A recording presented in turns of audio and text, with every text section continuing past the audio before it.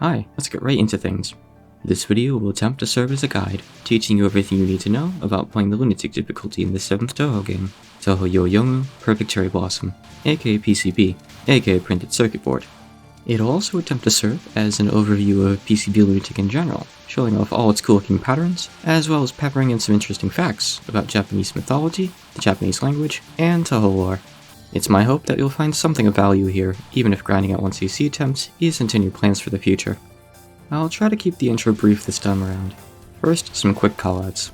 This video uses TH-Prac, aka the Universal Practice Tool, to toggle invincibility and skip around the game. I'll also be using both the English Touhou Wiki and the Japanese Touhou Multineto Wiki for information throughout. And lastly, the game itself is only in English thanks to the hard work of the Touhou Patch Center. Next up, a quick disclaimer. I came up with strategies with as little outside knowledge as possible. If something is well known enough that I'd already heard of it, or if someone explicitly pointed me towards something, I'll try to mention that. I think that doing things this way makes the process more fun for me, and possibly more interesting for you too. That should just about cover the intro, so let's get into something new that I'll be doing this time around, a shot type breakdown.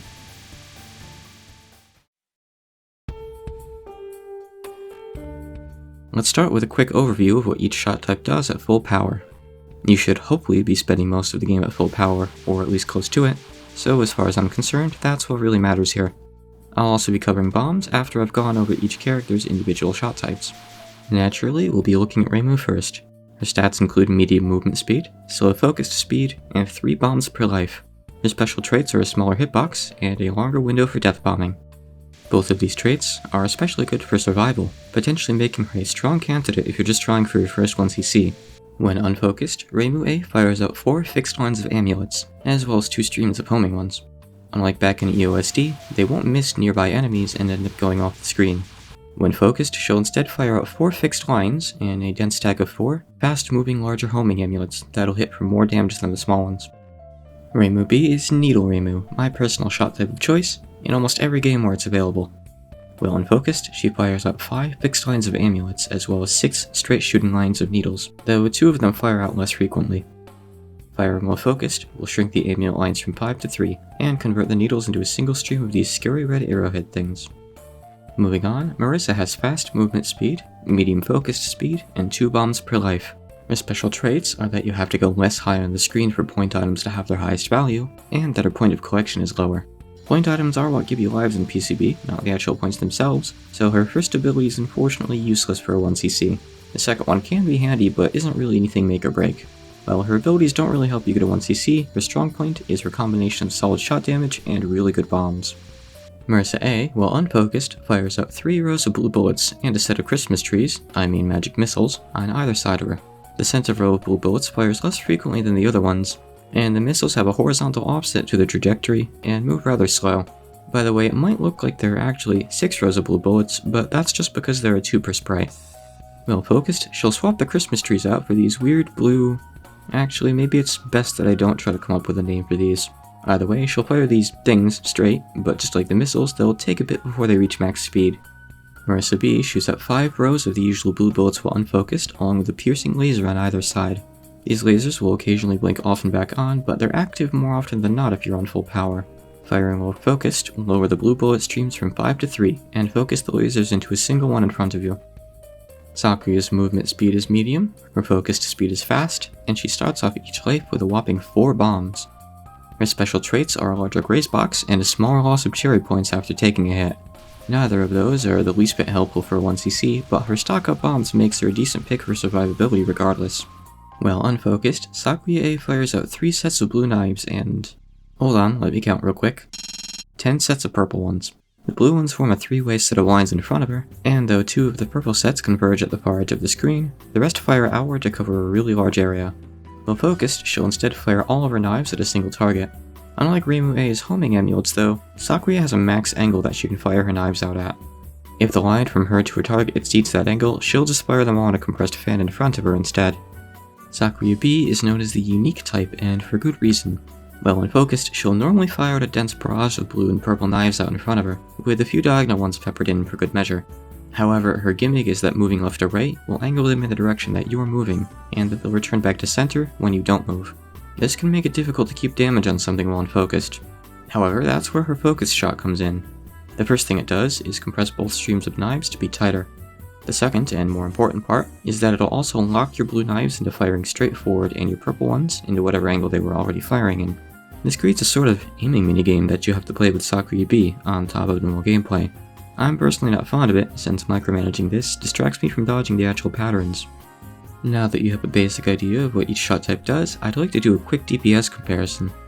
I've used a cheat engine to set Letty's HP to 6000 here, the same as the final spell card of the main game, and I've counted exactly how many frames it took for each shot type to take her down at full power.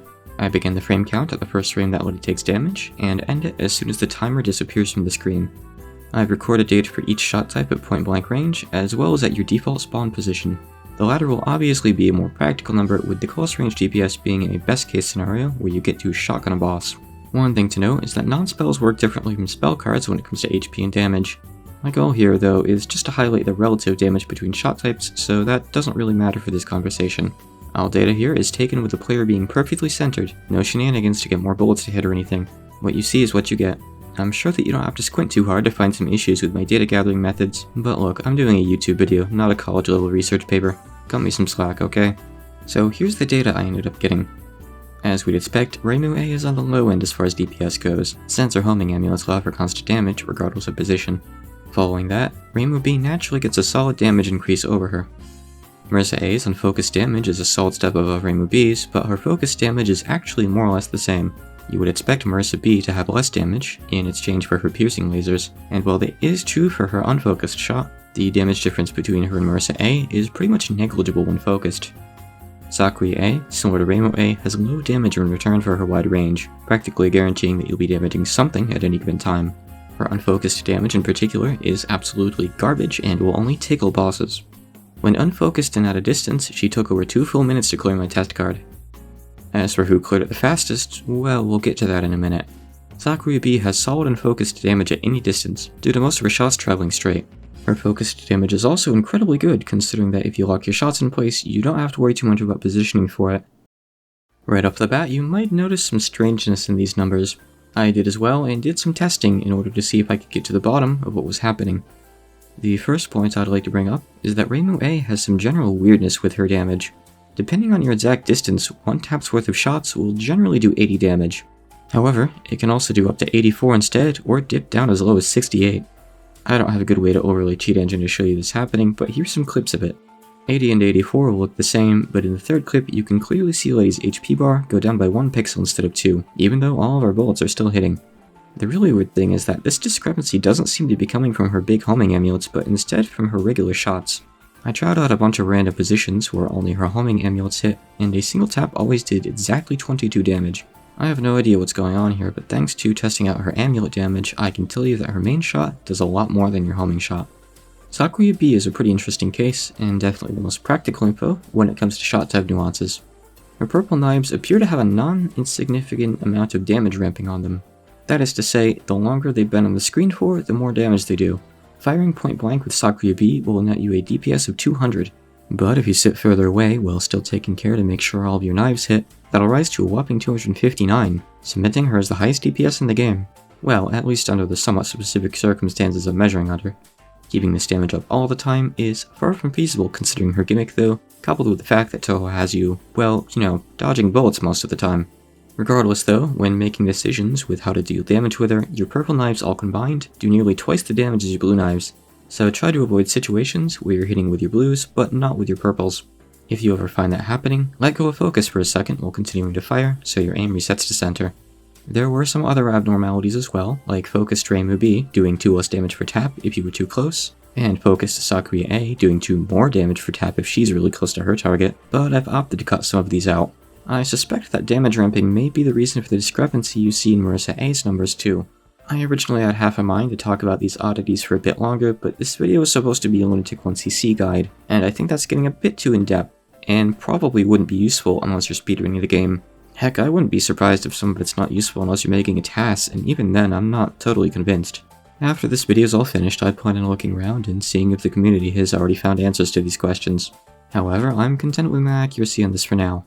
I wouldn't be against doing a short video on corrections and things I missed in the future, but I would like to do a few games worth of content first, so I can justify having enough things to fill such a video up. I'm certainly curious about the real reason these numbers are coming up weird though.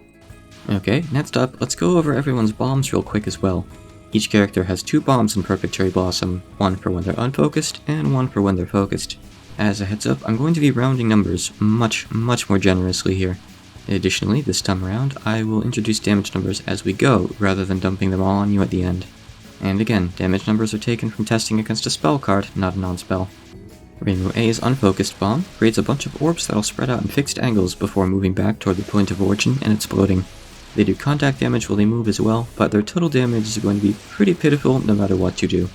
Her unfocused bomb, again, creates a bunch of orbs, but this time, they'll home in on targets and explode. I always thought that these had ramping damage based on how far they traveled, but it turns out they don't. Either I've always just imagined that, or it's actually the case in a future game. We'll know someday, I suppose. Reimu B's unfocused bomb creates horizontal and vertical walls that'll spread out and make contact with the edge of the screen after a delay. You'll damage the entire screen at least somewhat with these, but if you can center yourself with your target on at least one axis, you'll do considerably more.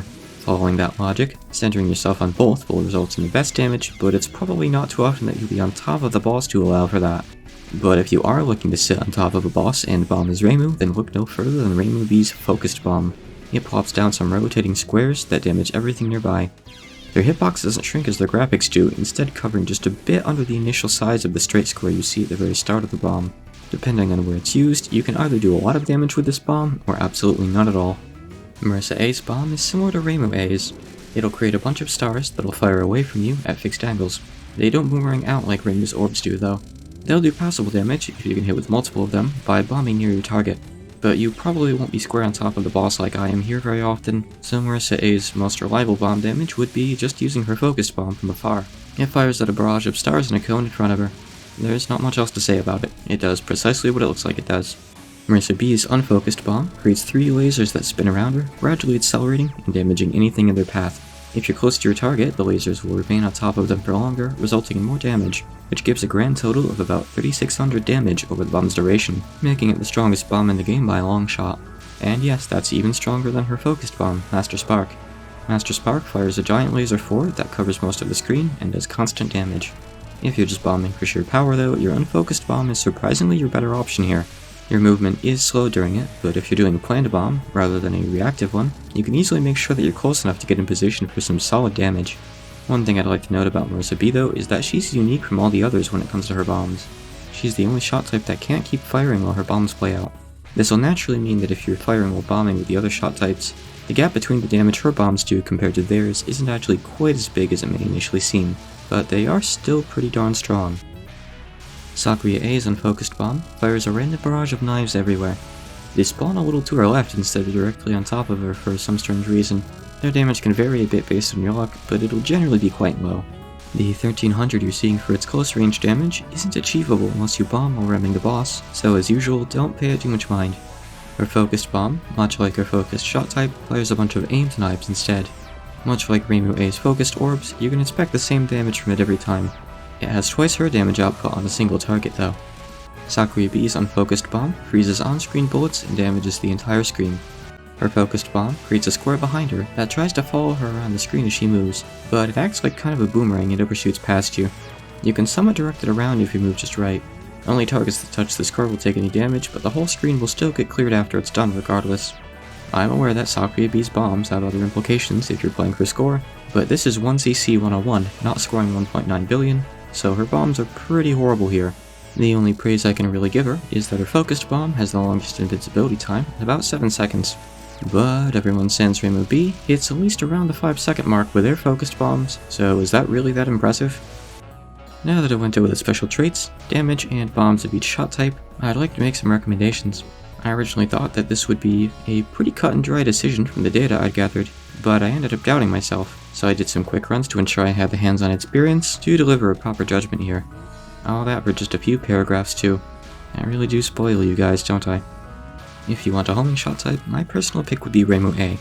Sakuya A's biggest draw over her is that she doesn't need to be directly under her target to do full or close to full damage.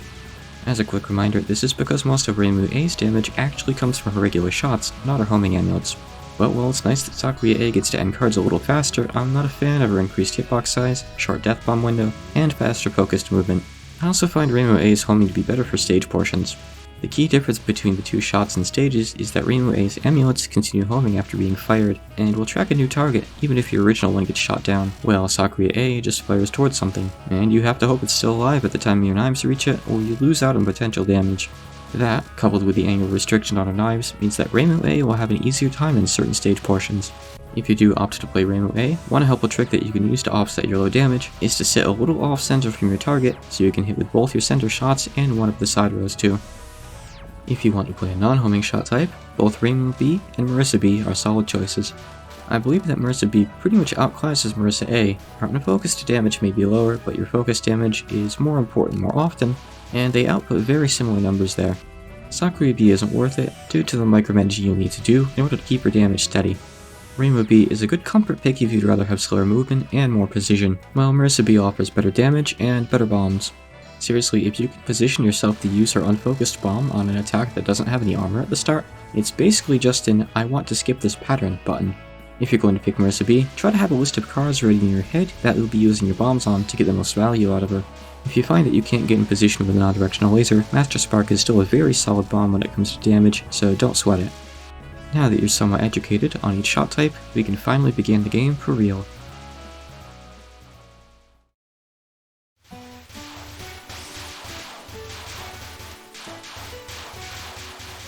Stage 1 takes place in... I'm not sure actually. Maybe we're on the path behind the shrine again? It's really unclear. But either way, we start off with 4 alternating waves of double-layered fairies, starting from the right, that fire anti-aimed pellets. Next up will be a bunch of individual fairies. A couple of them will fire aimed lines of blue bullets, but most of them will just fire individual ones at you. Before they can finish firing, though, Kadama will start coming in from the left, then the right, then from the right again, back on the left, and then from both sides at the same time. They fire out circles of green bullets that move at fixed angles. Afterwards, a ton of fairies will show up at once. This swarm is actually a mixture of the anti-aimed pellet fairies and the aimed blue line ones. After that, you'll have 2 more waves of aimed line fairies, and then a wave that'll fire the same lines, but anti-aimed by a huge margin. And that's all for the pre-Midboss section. This certainly doesn't feel like a Lunatic level quite yet, but to be fair, most stage 1s don't. If you're playing a straight shot character, and you're feeling lazy, you can focus and sit at the bottom of the screen, letting you both safely take down, and collect the items from the 4 waves of anti-aimed fairies. Depending on your shot type, an item or 2 may still fall outside your collection range, but is one lost item really going to kill you? Anyway though, if you do feel like warming up your fingers, or if you're playing a homing type, just shoot the fairies as they spawn and grab their stuff.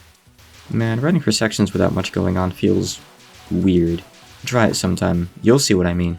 The aimed blue bullets don't really require anything special either, since they're so sparse. For the Kadama though, you might be tempted to sit on one side, so you can take out half of them before they can fire, but do not do this. It'll end up just leaving you trapped in the corner with a ton of bullets coming your way. Just sit around the middle of the screen and shoot them as they come by you, and you'll have a lot less spam to deal with. Just like before, the waves of aimed blue bullets before the mid-boss don't really require any special explanation either. Our mid-boss of the hour is Cirno, the... Wait, hold on a second here. Her PCB bio calls her the Yokai of the Ice. We know her today as a fairy, but indeed, not only does Zun call her the Yokai of the Ice in her PCB bio, but he also refers to her as a yokai in EoSD's omake.txt, which for anyone not in the know, is a bonus, or omake, file included with each game that contains character profiles and story details.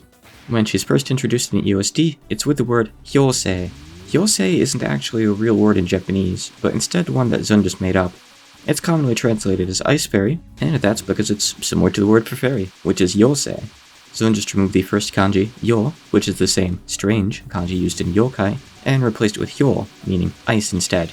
Since this inconsistency comes in across both games, rather than being an outright error, I suspect that Zun just hadn't thought to flesh out his world and characters all that much at this point in the series. I mean, who would have thought that it would go on for 18.5 games and counting? If anyone knows any comments he's made on this though, please point me toward them, I'm definitely curious. And for anyone who didn't catch the EoSD video, yes, I know I'm pronouncing Cirno wrong, and no, I still don't care. Cirno's Nonspell has her cycle through 4 different attacks as she moves to the right, to the left, and then back to the center of the screen. Her first attack is fully static. She'll fire at a few sets of lines, along with a bunch of arrowheads that'll pulse before moving outwards and twisting over each other. Next, she'll fire up more static lines, with some messy circles underneath them. It may not look like it, but this attack is actually fully static as well. Her third attack will have her fire out aimed circles of little ice needles. She'll cap off this pattern with another set of similar plain bullet lines, but with a bunch of lines of small bullets mixed in this time as well. Just like attacks 1 and 2, this is static despite the weird way the lines overlap, making it look like something from a random pattern. Just follow Cirno around, so you keep damaging her as she attacks. The hardest of her 4 attacks is probably your first one, but if you sit at the bottom of the screen underneath her, you'll barely have to actually dodge anything. Cirno's spell card is Frost Sign, Frost Columns. Perfect Cherry Blossom actually does this thing where it sometimes appends the difficulty onto the end of its spell card names, but I won't be doing that here. It's kind of just unnecessary. Clearly Zen thought so too, because it was swiftly dropped after this game and never came back. Anyway, Cirno will read your position, then pick a point, somewhere in a wide arc centered on you. She'll spawn bullets from that point as it moves outward, that'll form walls of differing types. The first spawn will always be aimed directly at you, and the next 5 will always be the same relative angles as well. Stay in the middle of the screen, and make tiny movements to dodge whatever's coming your way. The white wall at the end of every wave will always end up in your right, so your best bet is to dodge a little to the left of where Cirno aims the first set of bullets, and then reposition under her before she can start her next wave of 6. You can also misdirect this card to make it a bit easier if you'd like.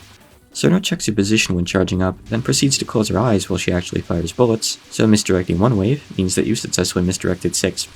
This card's not exactly difficult though, so this is more of a neat trick than a helpful tip. Cirno is a dynamic mid-boss, meaning that what part of the stage comes after her depends on how quickly you beat her. I'll be calling bosses where the stage resumes at the same point no matter what, static mid-bosses instead. Unlike in EoSD, where you could skip multiple mid-boss cards by timing out their non-spells, you can't do that here for Cirno, but I promise it'll come up again later in the series. Just one more quick thing before we move on, since I'll never have a better time to bring it up, and I think it's kinda neat. In the early trial versions of PCB, Cirno had a different portrait. She's doing this cool pose with her hand that shows this ribbon on her dress that never gets seen again in any official media past this point. I don't know though, personally, I kinda want to consider this ribbon as part of my headcanon from here on out. I like it. By pointing this out, am I making a call to artists to draw Cirno with this ribbon? Yes. Yes I am. Draw Cirno with this ribbon. No matter how long Cirno takes you, you'll be greeted with lines of Kodama that zigzag along the screen. They won't actually shoot anything, but they're still fatal to the touch. It'll still make a minor difference in how many extra Kodama you'll have though, so I'm still counting Cirno as a dynamic mid-boss. Shortly into the Kodama swarm, the same fairies with the aimed lines from the first half of the stage will start spawning as well. After a few of them, they'll be replaced with new fairies with magic circles behind them. These ones will fire out double-stacked sets of anti-aimed lines. After 4 of them have fired, the stage portion will come to a close. The second half of stage 1 is pure streaming, so it doesn't really require anything special if you're just dodging. Unless you bomb frost columns for some weird reason, like making an hour-long guide/showcase of a video game and doing it for your own curiosity combined with the need to have interesting things to talk about, you'll typically come out of the mid-boss fight a couple fairies before the magic circle ones spawn. You'll want to sit on the left side of the screen, so you're ready to shoot down the first one, before it starts moving down and becomes less accessible. They all drop big power items, which are nice to have, so try to grab them all if you can. I started this recording from the mid-boss fight at no power, so my total here is on the low end, but you can reach 100 or higher by the time you reach the boss fight if you really try. If mindlessly coasting through stage 1 during repeated 1cc attempts is beginning to bore you, you can always make a game out of seeing how much power you can accumulate before the end of the stage. Anyway, let's move on to the first boss of the game.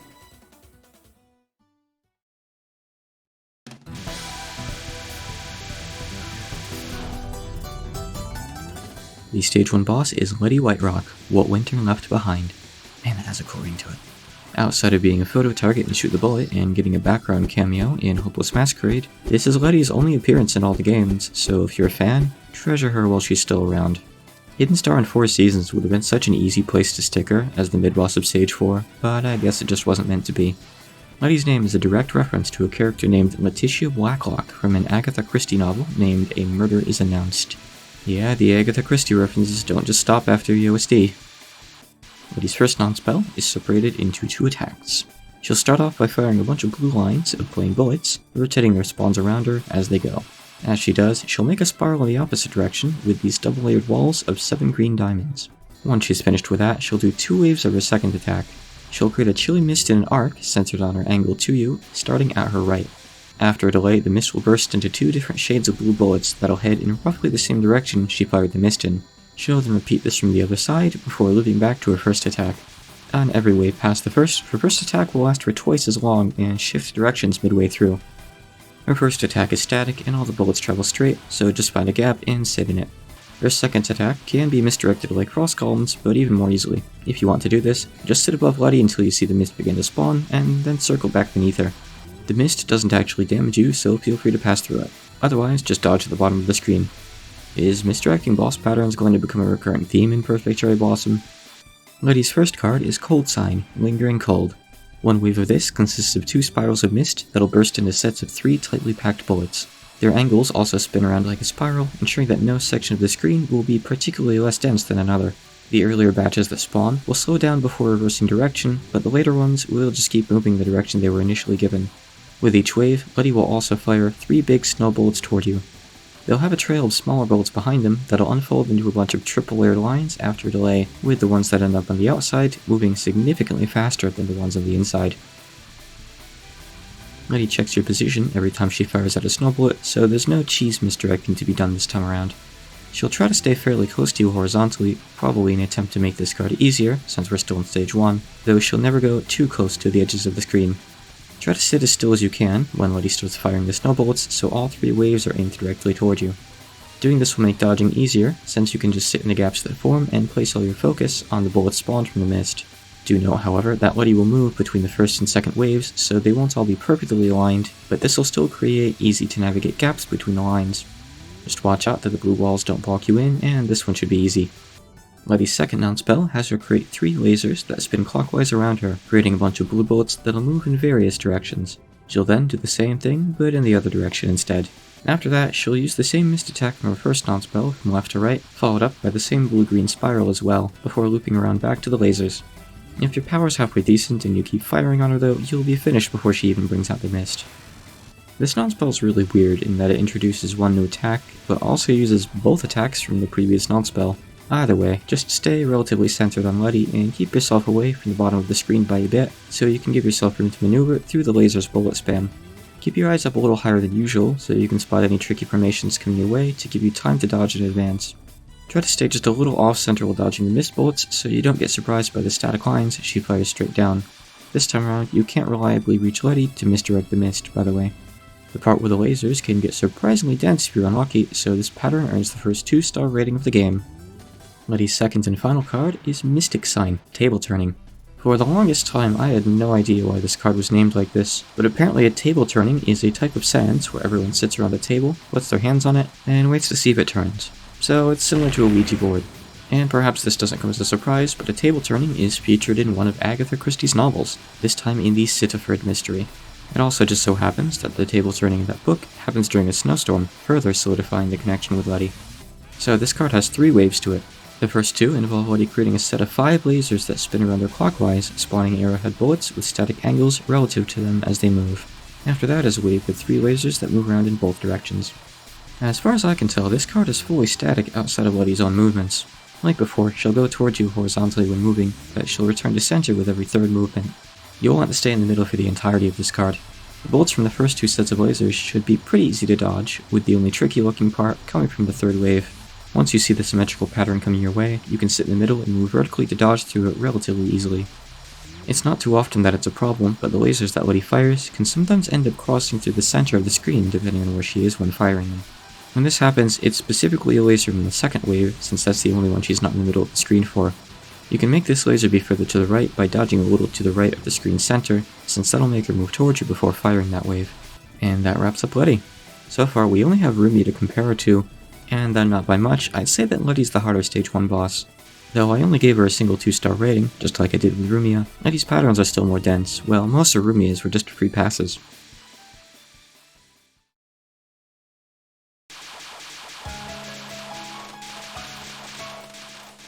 Stage 2 takes place in Mayoiga. It's often written as Mayohiga, even in Japanese, but the hi is just pronounced as I for whatever reason. The tale of Mayoiga was made famous by the Touhou Monogatari. Yes, the same one this stage's theme mentions, but it wasn't actually invented by it. The tale has some variations, but generally it goes as follows. A traveler gets lost deep in the mountains and finds a manor with a lavish gate out front. But said manor will look to be totally abandoned. If the traveler goes inside and takes home some mundane objects like silverware, then later on they'll be visited by good fortune. However, in the Touhou Monogatari, only those without want are blessed by the manor. If you go there with the express desire of gaining something, you'll be gifted nothing instead. Stage 2 begins with a bunch of Kodama from both sides that fire lines of aimed bullets. As they continue spawning, some fairies will appear and fire aimed, single-layered red walls, as well as dense, multi-layered blue ones. Technically, the blue walls are anti-aim, since there's a gap in the center, but trust me, you don't want to put yourself there. This stage's main gimmick, if you could really call it that, is these bubbles that mark where the nest fairies will appear. They'll glow yellow right before they're ready to show up. Once the Kodama are gone, which takes quite a while, a ton of fairies will come down from the top of the screen, and you just knew nothing actually. After that will be more Kodama just like before, along with a single bubble behind them.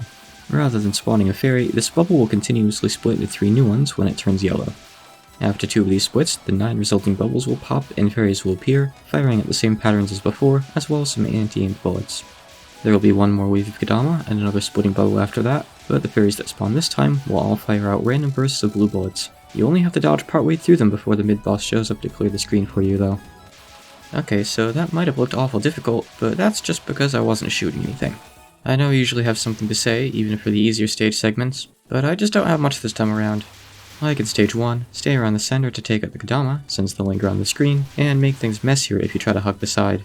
Past that, try to make sure you're aligned with some bubbles when fairies spawn from them, so you can take some of them out before they get a chance to fire. You should typically hit full power right around before the mid-boss, as long as you kept up with power collection in stage 1. In general, you'll probably want to stay unfocused throughout most of the stage, so you can shoot down enemies in a wider range. Stage 2's dynamic mid-boss is Chen, the Black Cat of Ill Omen. Oh? That's not the wording it says on our wiki page, you say? Well, I don't goddamn care. So, Chen's name means orange, and its reading is actually Chinese. You don't read the kanji for her name as Chen in Japanese. In fact, if it hadn't been for Zone romanizing her name as Chen, we might actually write her name with a G on the end instead. Chen's Midboss Nonspell opens with her bouncing around 3 times, each time creating a large burst of static angled green bullets with their aim centered on you. She'll return to the middle after her final bounce and briefly charge up before spawning a bunch of bubbles that will explode into lines of both blue and green bullets. Stay centered and sit still for the 3 bursts of green bullets to make their points of convergence overlap. Then dodge them all with a single tap. The lines are random, so there's no real trick to them, but try to hover around the middle so you can maintain constant damage. Chen's mid-boss card is Hermit sign, Fenghuang's Spread Wings, and yes, I did have to look up how to pronounce that, thanks for asking. A Fenghuang is a phoenix-like bird from Chinese mythology that's essentially made up of different parts of other birds. Also, in older legends, apparently parts from things like tortoises and fish are mixed in, so there's that I guess. I distinctly remember this card being called Phoenix Spread Wings a long time ago, so I think someone came along and adjusted it to be a bit more accurate. Its Japanese pronunciation is Touhou, which should sound familiar to any Pokemon players. Chen will sit in the middle of the screen and constantly spawn bubbles. These bubbles will alternate between bursting into rings of blue and green bullets. The blue rings are spaced cleanly, but the green ones have their last bullet's turn, which makes these weird tails. It takes a bit for Chen's armor to go away, but you still have a couple seconds where you can shotgun her for some damage before you have to back off. Past that, just try to remain centered and keep your eyes above your character so you know how the bullets are going to overlap ahead of time. Like the first half, Stage 2's second half is mostly one long sequence. Rows of fairies that fire anti-aimed bullets will alternate coming down from the left and right sides of the screen, all while the 3 fairy types we saw in the first half will spawn from bubbles. At the end of the stage, a wave of bubbles will pop that spawns only the blue wall fairies. After that will be one last wave of new fairies that fires aimed yellow walls and red lines that cover pretty much the whole screen. Also, much like the first half, the second half consists of nothing but monstrous dodging until the very end. If you want some more items, which are good to get because point items give you lives in PCB, you can alternate sides to shoot down the anti-aimed fairies as they spawn. Keep a very close eye on which bullets the bubble fairies spawn. After the all blue wave, you know the screen nuke is coming up next, so get yourself into a position where you're comfortable, sit still until it's fired, then dodge it with a single tap. I don't feel like offering a specific route through this section is necessary unless you're playing for score, so let's just move on to the boss.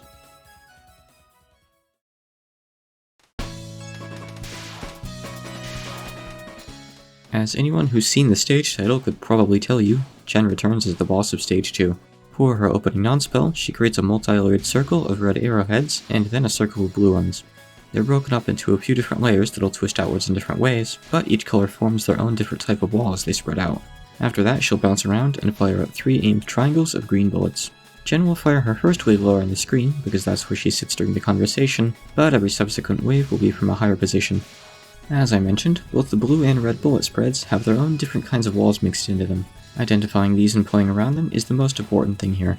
The red walls are right here and are 5 bullets long, and the blue walls are a bit more obvious and extend only 4 bullets instead. Personally, I like to dodge this one by micro-dodging through the red walls and macro-dodging past the blue ones.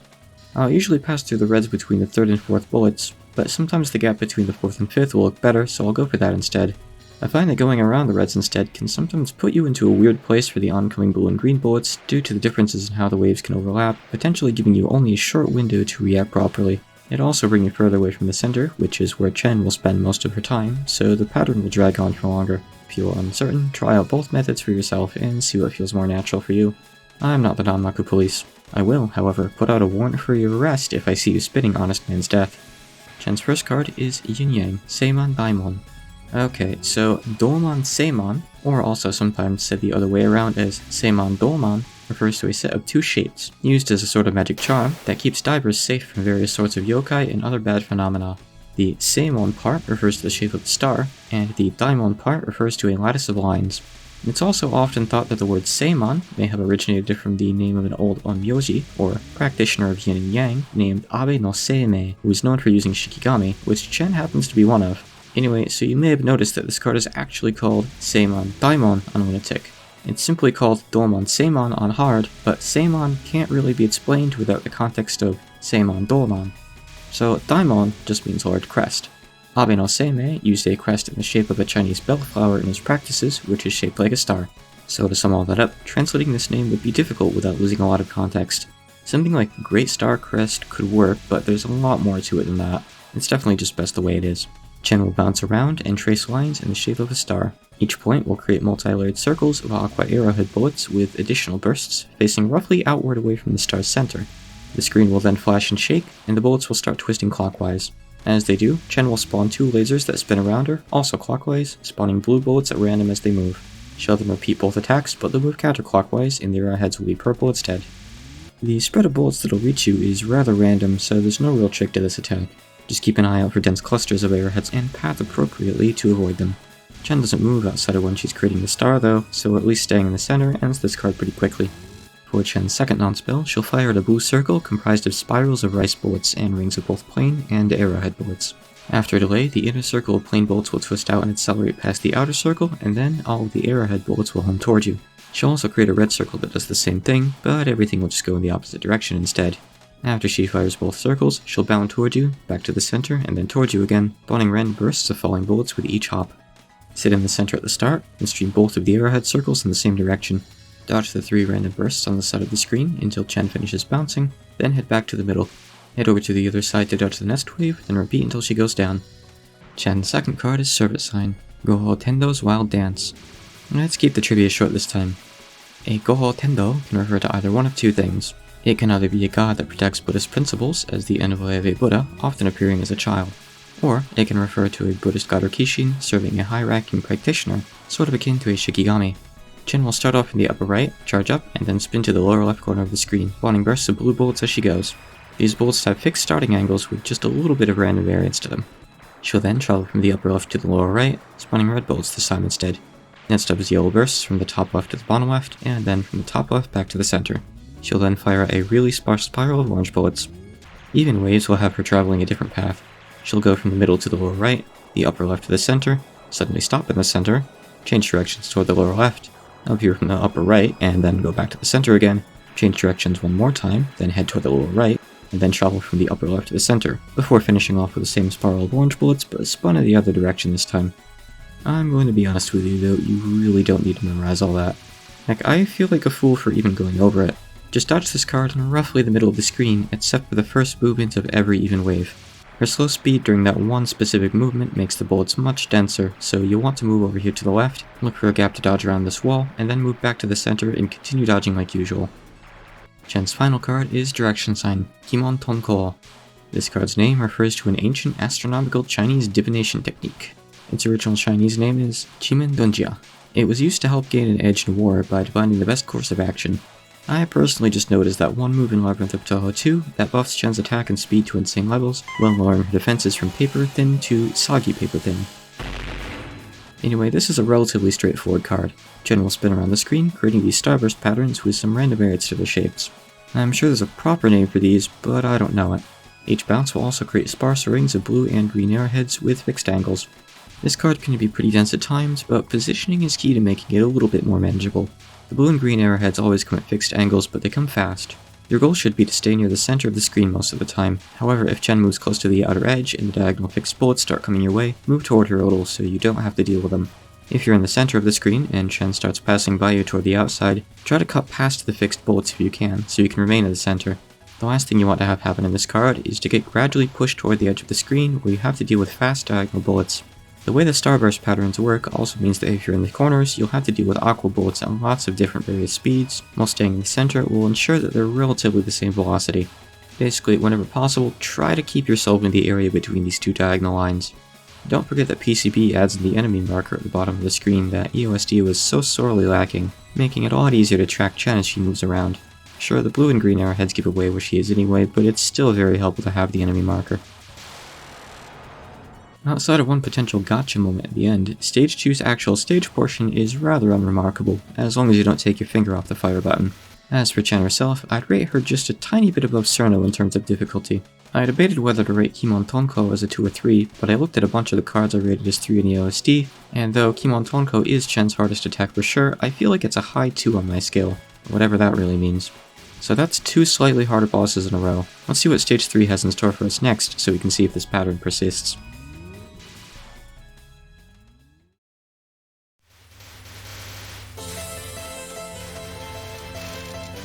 Stage 3 takes place in... I have absolutely no idea, actually. Personally, I like to just call it the Alice Zone. The stage opens with some fairies that fire waves of anti-aimed bullets, and then... oh, there's our mid-boss. Sit still if you're lazy or using a homing shot.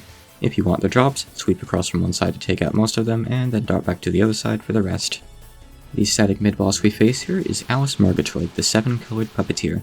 You might also sometimes see her referred to as the 7-colored Puppet Master instead, but it's just a minor cosmetic difference in Japanese. See, the term used for both, Ningyotsukai, can be written 2 different ways, but means the same thing regardless. Subtle differences like this make for neat trivia, but they don't always need to be communicated to readers. I don't really think there's any harm in the current translations, but you could also just go with Puppeteer for both and nobody would really lose anything. Alice opens with a non-spell that will cycle through 4 colors. To be honest, I expected 7 and am sorely disappointed. Each wave consists of multi-layered spirals of bullets. This pattern's main selling point is that the different colors of spirals each act differently. The red and blue waves feature a lot of individual bullets crisscrossing, while the green and yellow waves create distinct walls that will periodically overlap with each other. For the blue and red waves, sit close to the bottom under Alice and dodge after the bullets have finished twisting. The bullets can be a bit tough to read if you're not prepared, but they're not super dense. For the green wave, try to position yourself in a lane a little bit to Alice's right, since the walls will tend to push you toward the left. You'll have to dodge through the walls once or twice to avoid getting trapped between them. The transition from green to yellow is usually pretty smooth, letting you get directly into a lane right away, but again, be prepared to dodge through at least one wall if you don't finish the pattern before Alice can start her second set of waves. Speaking of the second set of waves, you might be wondering why I didn't lock the timer on this card. Well, as it turns out, every 2 waves, Alice will add 1 more spiral into the mix.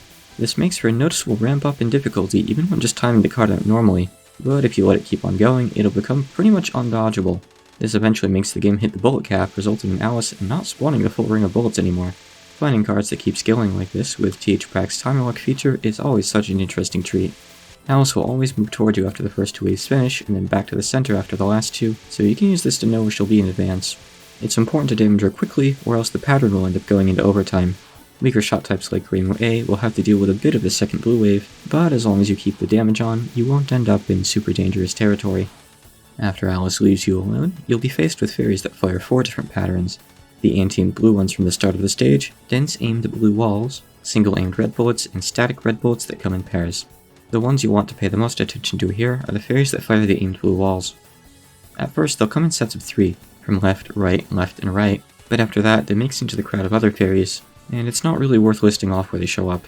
This part of the stage will end with a big swarm of more of the anti-aimed fairies. Start on the left, stay there until the 4th wave of blue wall fairies spawns, then jump over to the right and take them out. After that, just stream back to the left until the mid-boss shows up. Wait, another mid-boss? Well, yeah, last time Alice showed up, it was mere seconds into the stage, and she didn't even use a spell card. It shouldn't be that big of a shock that she's not finished with us quite yet. She's static again this time, by the way. Alice's second mid-boss Nonspell has her creating arcs of various colors. This time, the red, blue, green, and aqua. The first 2 sweeps will do a half circle, while her next 2 will only make it a little past a quarter circle before stopping. The first two waves sweep further, resulting in bullets coming at you from a wider angle. Dodging the red wave at the left and the blue wave at the right will result in a considerably sparser field of bullets due to how they stack up, but the first set of waves isn't really that bad anyway, so I'm not really convinced it's worth it. The green and aqua waves are over with so quick you might as well just stay centered on Alice so you can do damage more quickly. Just like Alice's last Nonspell, this is another attack that gets more dense the longer it goes on. Starting from the second set of waves, it becomes quite a bit harder to jump from the left to the right during the transition between the red and blue waves. I'd recommend either dodging on the left, then getting as close to the center as possible and just damaging Alice from that point on, or just staying in the center from the very beginning if you're confident. This attack isn't quite as interesting to watch if you freeze the timer and let it keep going, but here's a bit of what that looks like anyway, just for if you're curious. After her Nonspell, Alice finally pulls out a spell card, that being Puppeteer Sign, Maiden's Bunraku. The term used here, Ultimate Bunraku, refers to a specific type of stage play where one girl operates a puppet meant for 3 people all by herself. Alice fires a bubble in front of her that'll burst into a bunch of dolls after a short delay. Come to think of it, maybe the fairies in this stage are dolls too? Not important. Each doll will fire at 3 blue lines, with their center being more or less pointed away from the top middle of the screen, accompanied by a laser in the same direction, and a burst of random red bullets. Just follow Alice around and shoot her. After the bubble bursts, you can unfocus for a moment to destroy more dolls if you'd like. Destroying a doll also gets rid of its laser. Even just staying focused should generally give you more than enough room to maneuver though. Like we saw a few times in EoSD, you can skip this card entirely by timing out the Nonspell prior to it. But Alice drops a life if you clear both patterns, and Maiden's Bunraku isn't particularly hard, so don't do that. By the way, just look at these poor dolls. They really don't look like they're having a good time. The final part of Stage 3 opens with a bunch of the anti-aimed fairies from before. As the stage continues, they'll keep spawning regularly along with the ones that fire individual aimed bullets and fixed bullet pairs. The actual fairies you'll want to pay attention to are these ones with magic circles behind them. Where they spawn from isn't so important compared to where they stop before firing, so that's what we'll be focusing on here. The first 5 stop at right, left, right, and then they'll throw you off with the last 4 stopping at right, left. So just mind the double right in the middle. These 9 magic circle fairies have 5 different attacks split between them. Some are aimed and some are fixed, but I won't bother listing them all off for brevity's sake. Let's just agree that they all clutter the screen. As the last one fires, a triple layered wall of the bullet pair fairies will appear and cover the bottom half of the screen with a tricky to dodge lattice of bullets. Start on the left and shoot down some of the anti-aimed fairies while moving to the right. You want to be over there so you're in position for the first magic circle fairy. You should usually be safe to hit of the point of collection after this one or the next, but it gets pretty dicey for the last 3 fairies of the first set, so I would hold off for them. Stay on the right for a bit until these fairies come down from the top of the screen. Shoot them down before moving to the left. Doing this lets you eliminate some bullet pair fairies that would make moving back to the right later a little bit trickier. Afterwards, wait on the left until the next swarm begins to spawn, take out the ones close to you, then take out the rest as you move to the right to shoot down the third circle fairy. The next 2 will come quicker, so hop back to the left and then to the right once more. Next up is the set of 4 circle fairies that go right, left. They spawn pretty quickly, but stay up high on the screen and track their movements as they fly in, and you should be able to take them out before they can fire. After that is the lattice of static bullets, but as long as you're firing, you should take out enough of them to make a sizable gap to fit through. And with the stage finished, we're ready to move on to the boss.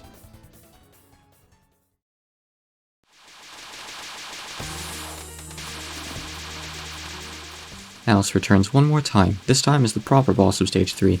Her first Nonspell has 2 distinct attacks. She'll open by tossing dolls to either side of herself that'll fire out randomly angled circles as they move. Circles fired later in the dolls' paths will move faster. Unlike the dolls in Maiden's Bunraku, these ones can't be shot down. Most of the dolls in Alice's upcoming attacks can't, in fact. You can safely assume that any dolls I don't bring special attention to don't interact with your shots. Zone even learned his lesson after Cranberry Trap, and Reimue's homing amulets no longer target intangible objects like Alice's dolls. It's a small win for sure, but I feel like Reimue players probably need whatever wins they can get. Alice's second attack here creates a spiral of red bullets, as well as 4 dense circles of red arrowheads. The outer red bullets move really quickly. The arrowheads will come to a stop, then move back toward Alice before twisting outward again, passing over each other a little as they head towards you in a symmetrical pattern. Alice repeats this attack twice before cycling back to the one with the dolls. As for strategy, once the dolls are nearly finished firing, move to the right and dodge their bullets there. Doing this reduces the variety in angles you'll have to dodge. Remain on high alert so you don't get hit by the outermost layer of red bullets, and dodge through both of the upcoming waves underneath Alice, and just try to move away from her a bit whenever dodging the barrage from her dolls.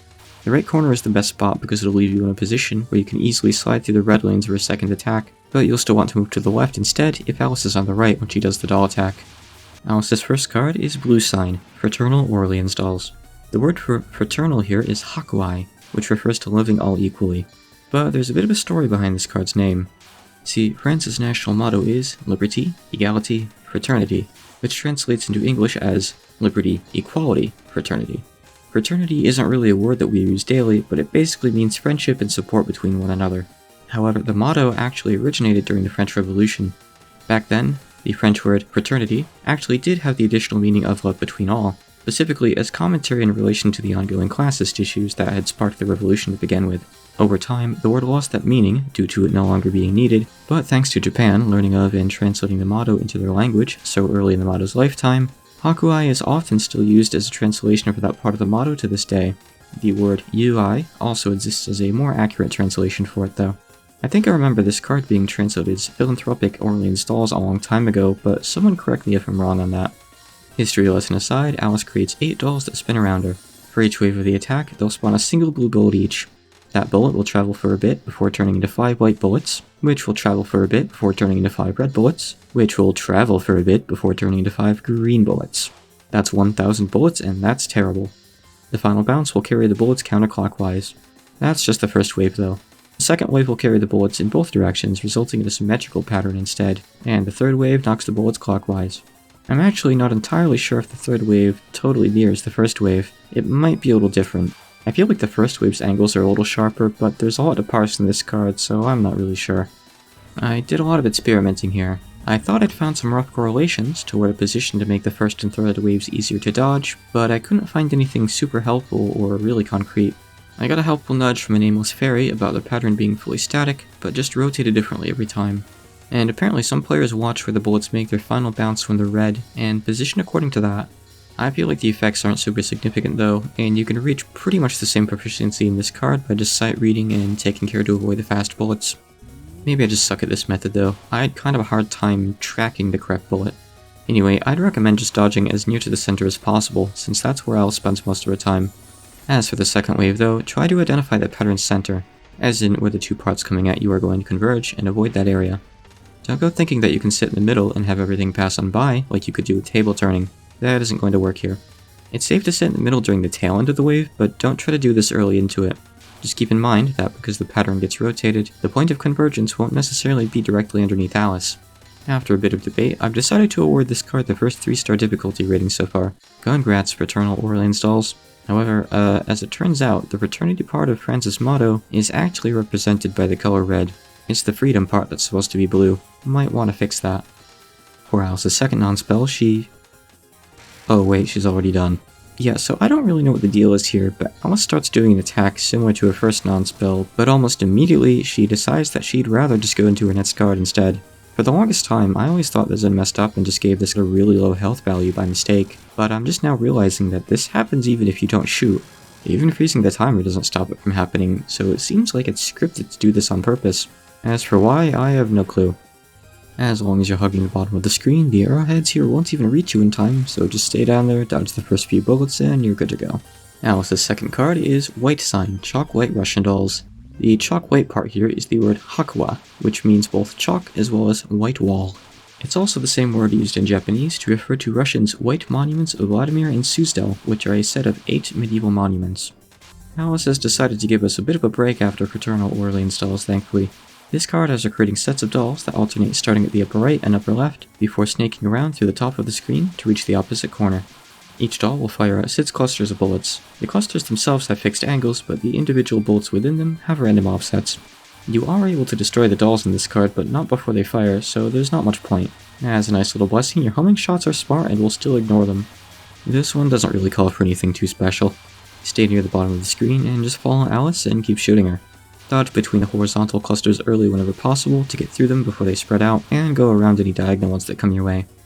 Alice's third Nonspell opens with her firing out some randomly aimed blue circles that, after a delay, will transition into partial spirals that twist outward a little as they move. She'll then do the same, but with red bullets that get spaced differently than the blues. After that she'll... Oh hey, it's the attack from her weird Nonspell again.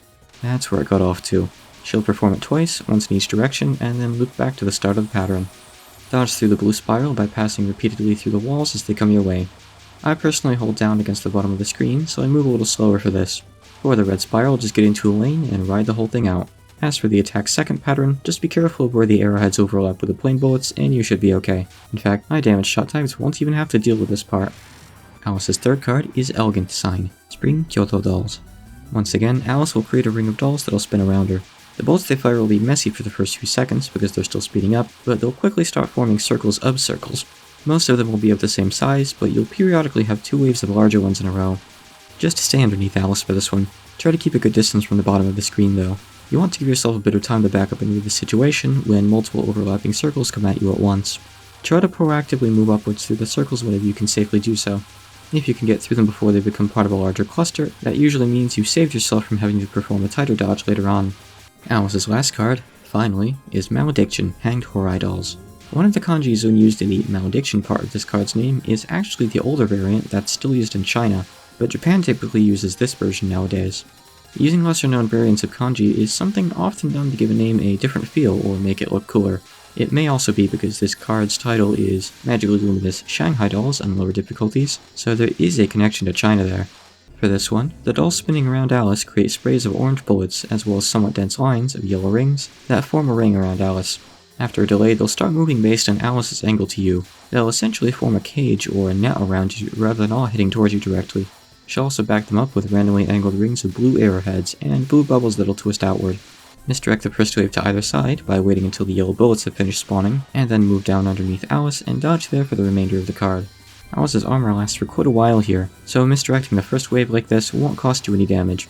Try to stay high up so you can macro dodge around as many walls and bubbles as possible, and don't hesitate to dodge outward around these outer walls if you find yourself in a situation where the inside of the cage is just too dense. The rings of blue arrowheads get more dense as the card goes on, by the way, but it's a subtle change that you might not notice until you get near the end of the timer. All in all, Stage 3 itself is another pretty easy one if you just keep shooting. I'd rank Alice herself as being a bit above mailing in terms of difficulty. Her patterns are definitely less random, but there's a lot of dense stuff to dodge here, and Fraternal Orleans dolls is just plain difficult. I'm happy that we can finally escape the Alice zone and move on to Stage 4.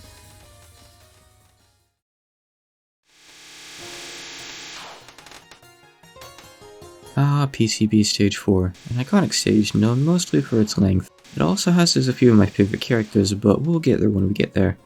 Stage 4 is traditionally where Touhou games start to pick up the pace, both in difficulty and music. Capital City Flowers in the Sky, though, is really pretty peaceful when compared to the other Stage 4 songs that we'll hear later in the series. Here's Looking at You, Unlocated Hell. Stage 4 opens with lines of spinners that come in from one side, then do little loops before leaving out the other side. They'll fire walls of bullets with their inner edge centered on you, effectively pushing you toward the middle of the screen. We start out with 4 lines, left, right, with varying pauses between them. Then, we get 2 waves of lines from both sides at the same time. After that, we get 2 waves of lines of similar spinners, but they fire on larger walls that instead have their outer edge centered on you. We'll get into the ramifications of what this actually means for the player later on during the strategy section. The second section opens with a sequence of 5 fairies that fire random clusters of aimed bullets. They'll come from the right, left, right, then center. All the while, lines of spinners will be doing fancy loops in the background, but they won't actually fire anything. This sequence repeats twice with no changes. Section 3 consists of fairies that come in alternating from the left and right, locking onto your position once, then firing lines of bullets that slowly close in and try to trap you, but ultimately stopping before they can actually converge. After 12 of these, there will be a final 2 that come down on both sides at once before the section ends. The final pre-Midboss section of Stage 4 features more alternating waves of spinners. Left alone, they won't fire anything until just before they leave the screen. However, if you do shoot them down, they'll fire dangerous waves of revenge bullets your way. The first 4 waves will fire dense walls of blue bullets your way in retaliation. They also fire blue walls centered on you that have a delay before they start moving, making streaming rather difficult. The next 4 fire multi-layered red walls. These have a somewhat interesting property that you might have not noticed. They're fired with speed relative to your distance. If you're far away, the bullets will move quickly, and vice versa. After that will be 4 waves that fire rings of petal bullets that slow down before changing their target. Some will aim toward you, and some will just kind of go in other directions, rendering them mostly irrelevant. Their slow speed means that they serve to fill up the screen rather than act as immediate threats. Lastly, you'll get waves made up of all 3 types of spinners at once. Shooting here naturally will make the screen into an absolute mess of bullets. Okay, now let's move on to the strategy. The first part might seem kind of tricky, though the bullets all push you toward the middle of the screen. If you're not careful, you can easily find yourself trapped and left with no choice but to try to dodge through a dense wall. There's a set of steps you can follow to make this section totally trivial though, and even lets you pick up most of the point items as an added bonus. So begin the stage by not moving. We can execute the strategy just fine from the neutral position. Move right a bit to stream the first wave. For the second wave, stream left, grabbing whatever items you safely can. You can do this again for the next two, moving right for the third and left for the fourth. However, don't overextend too far for the fourth set of items, or you might find yourself in a bad position for what's coming up next. We have to contend with the double waves next. Stream both of them straight upwards. You're safe to touch the point of collection to grab some stray items here. As soon as the final two waves appear, the ones that fire the larger bullets that spread inward rather than outward, begin streaming them straight down. Make sure to keep streaming each wave until you hear the firing stop. The bullets move rather quickly, so streaming quicker here is safer than streaming slowly. It helps if you can keep relatively close to the center of the screen for the double waves. It's not strictly necessary by any means, but it'll make the streaming a little bit less scary. One final note before moving on. If you find yourself here on low power, and I mean really low power, like in the ballpark of 40 or less, you can't actually clear the double waves quickly enough to stream them vertically. That's fine though, just stream them across the screen in sets of 2, and you'll still be able to get through this section with absolutely no risk. Section 2 is a bit more simple. Start on the right side and take out the first fairy before it can fire too many bullets. Slowly begin streaming to the left, letting the other fairies come to you. When the fifth and final one spawns in the center, make sure to linger under it until it's defeated, then loop up and around its bullets to the right. From there, just get back into position and do the same thing again for the second set. It's important to take out the center fairy, since otherwise, its bullets will get in your way as you're looping back around. Watch out for the spinners as well. They don't fire any bullets, but colliding with them will still cost you a life. Thankfully, you shouldn't really have to pass into their territory to loop around the last fairy's bullets. Their hitboxes seem to be pretty small anyway, so they shouldn't pose much of a threat. As for section 3, well, if you don't care about items, you can just stream since everything here is aimed. But point items convert to lives in Perfect Cherry Blossom, and this section can award roughly between 90 and 100 if you manage to take out all the fairies and grab their items. Rainbow has it easy here, and can take down each and every fairy while also safely collecting their items, at least assuming you have enough power. Just sit under one side, preferably the left one since it's where the first fairy spawns, and let your homing amulets take care of the other side. The very first fairy has extra HP for some reason, not sure what's going on there, but don't let it throw you off your rhythm. Speaking of rhythm, if you're playing any other character, you're going to have to quickly dart between both sides in order to catch the fairies as they spawn if you want some of those yum point items. You want to hit up the point of collection every time you pass from the left to the right, barring the first wave since you'll need extra time to take out the weird tanky fairy. Marissa, with her high power and speed, will have the easiest time during this part, but eventually this one fairy will appear really far on the right. The next one is going to appear just as far on the left, so take out the one on the right. Then afterwards, if your character is speedy enough, move back to the left and camp out the rest of the section there after a quick dart up to the point of collection. If not, then just stay on the right and ride the rest out. You can technically push a little further thanks to the lanes destroying nearby bullets when they die, but you won't have point of collection access anyway, so there's not really much point in this. Just pick a side, stay there, and pick up falling items manually. I find that Marissa is able to consistently gather between 70 and 80 point items with this method, while Reimu B and Sakuya B can get between 60 and 70 on average. Sakuya A's limited homing range makes her the weakest option here, only netting between 50 and 60. I managed to eke out a few extra items with some finesse here, but I recommend keeping the smooth moves to a minimum. These fairies all drop large power items if you're not at full power, so if you find yourself low here, it might be better to just stream and try to get back to full power. And that brings us to section 4. Obviously, you can just stop shooting here and stream everything with basically zero risk. If you were somehow able to kill every enemy and pick up their point items, you'd get nearly 100 from this section. A perfect score here unfortunately isn't really feasible without bombing, but we can still get most of these while remaining safe. Before the first wave shows up, position yourself here on the left. Wait for the first wave to come from the right, then start shooting when they reach the apex of their loop. Your goal here is to take out both the first and second waves at the same time. After that, make a super quick trip up to the point of collection, then repeat. For the red section, since the bullets move more slowly if they spawn close to you, you can take out a line of fairies with a quick pass underneath it, and you'll be safe as long as you keep moving. After each wave, make sure to touch the point of collection. After the reds, begin slowly moving down the left side of the screen. This is where the ring section begins. Keep firing so you take out the first wave as they come in, and slowly stream right while continuing to fire. Since you'll be taking out the odd-numbered waves while they're on your right, you should be able to manually collect most if not all of their items as they fall. The even ones are unfortunately too risky to collect from, since they'll be on your left. It is possible to let them pass by you before shooting them, but they quickly dive lower on the screen, and having them fire their revenge rings at that distance can be disastrous, so I really don't recommend it. As for the fourth and final section, the one with the mixed bag of fairies, I recommend just not shooting at all. Collecting items while having to make so much space to avoid the aimed bullets just doesn't worth the maybe 5 or 10 items you'll get here, in my opinion. After all that, if executed properly, you should end up with somewhere between 60 and 70 extra point items at pretty much no risk. Stage 4's dynamic mid-boss is Lily White, Fairy Herald of Spring. The background isn't going to look the way it does during normal gameplay here, But that's just because THPAC doesn't sync background animations with stage progress, so just ignore that. Lily only gets one attack, but it's split up into two sections. The first section consists of her firing out multi-layered rings of white petals and red arrowheads. After a moment, the petals will spread out into thin walls, and at the same time, most of the arrowheads will aim at you, but quite a few will also just leave the screen harmlessly, not unlike the rings of revenge bolts that we saw in the last section. After each wave, she'll teleport to match her horizontal position, then fire out another one. After all that, she'll start moving upwards, firing out dense, half-ring fans of red and blue bullets to her sides. As she makes her way higher, the two fans will cross over and then pass by one another. Once she reaches the top of the screen, she'll loop back around to her first attack, but with considerably less delay between each wave from here on out. She'll actually fire the first wave from the top of the screen from now on as well, giving you extra space to dodge it. The first section is fairly basic streaming, you just have to watch out for the walls of petals at the same time. Thankfully, you don't have to worry about positioning yourself to continue shooting Lily. She's a good girl and will handle that for you. Interestingly enough, the petals' positions and angles are actually static. This leads to a much easier dodge moving left as opposed to right, since moving right will force you to either make a long pass around this wall, or micro-dodge through it. I recommend starting the attack to the right of Lily and streaming left, with your goal being to end up roughly in the middle of the screen. She'll always fire her first wave from the center though. Even though it'll lead you to not shooting her for a couple seconds, I recommend moving over here ASAP, since delaying can lead to accidentally misdirecting her first teleport. For the second part of her attack, though I did lead you to the middle of the screen, that was just for a safer set to neutral. I highly recommend not staying there to dodge her fans. This attack ends up getting the most dense about halfway through, right around when both fans converge on each other, and trying to stay underneath Lily to keep shooting her can occasionally lead to some really tricky and precise dodges. I recommend dodging off to the right side instead. You'll have plenty of time to move past the lingering bullets from her opening attack as the sparse parts of the fan begin to reach you. Once you're through, you'll be positioned to the right side to stream the fans back to the center and repeat. Now, this is going to sound strange, but I recommend taking down Lily as slowly as you can. Specifically, I suggest that you shoot for the 3-second range. Now I'll get into more details about the next stage section in a moment, but suffice to say, you're better off just skipping it. As long as you don't time her out, Lily will drop a bomb. If you can come close to timing her out like I suggested, then you'll have a nice clear screen after the fight, allowing you to grab it safely. Anyway, let's resume going through the stage now. Section 5 is a mishmash of the various spinner types we've seen up until this point.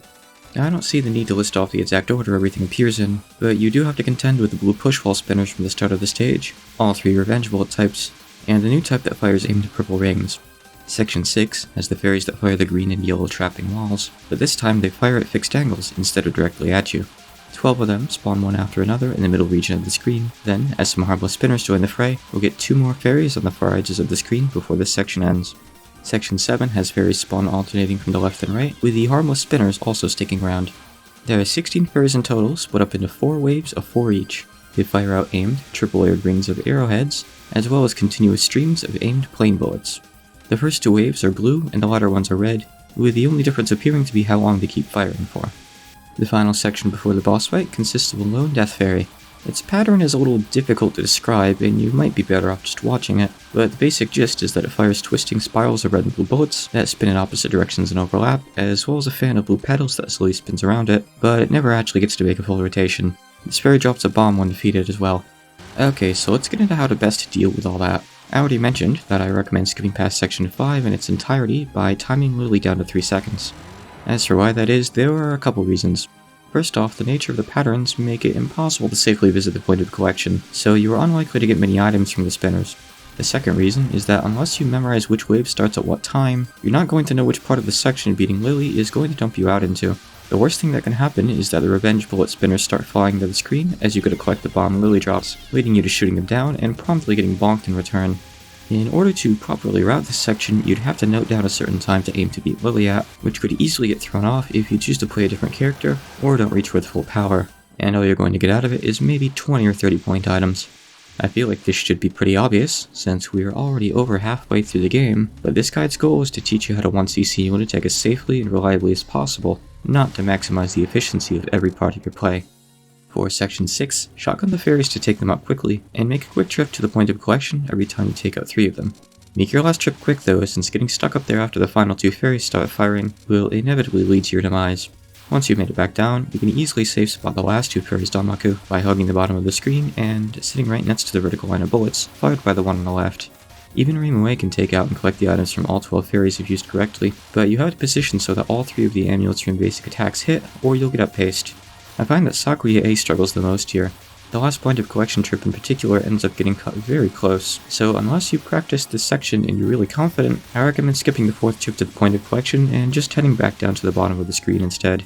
The trick to making it in time with her is to make your point of collection visits very brief, but staying high enough on the screen to save the necessary time also ups the risk of getting tackled by a stray spinner. Next up is section 7. We're almost done now. So position yourself roughly underneath where the first fairy on the left spawns and take it out as quick as you can, then move right a short ways. I'm having you move right here so you can stream the Danmaku from the fairy on the right back to the left, and still end up under the second left fairy. After you've taken that one down, just continue streaming left toward the screen border and hit up the point of collection once it's safe, but pay attention to the looping spinners so you don't end up running into one. You can repeat the same strategy for the next 3 waves as well. Any character not named Reimu A or Sakuya A can take out the fairies before they even get a chance to fire if you get in a position to shotgun them. However, being off-center by even a little bit may result in you killing them too slowly and likely getting shot down by high-speed aimed bullets, so I can't really suggest this. I would say to just stay lower on the screen and take them out normally. And finally, all that stands between us and the boss fight now is the first death fairy in the series to appear outside of an extra stage. Stay underneath it for a while to maximize your damage, but once its bullets start approaching, dodge in the lower left for a bit. You'll optimally end up back in the middle right after it starts audibly firing faster. The right side isn't the best place to be right now because the pedal bullets are currently over there. Reimu A will have to dodge a bit more of the fairy's final Danmaku, but if you're careful with your damage, you can still take it out before it escapes, which is important because remember, it drops a bomb. If you end up here as Reimu A without full power though, or if you're just not feeling confident, you can dodge this pattern somewhat safely in the lower left region of the screen. It will look like this wall is about to hit you near the end, but the fairy will graciously leave and erase its bullets before it gets a chance to.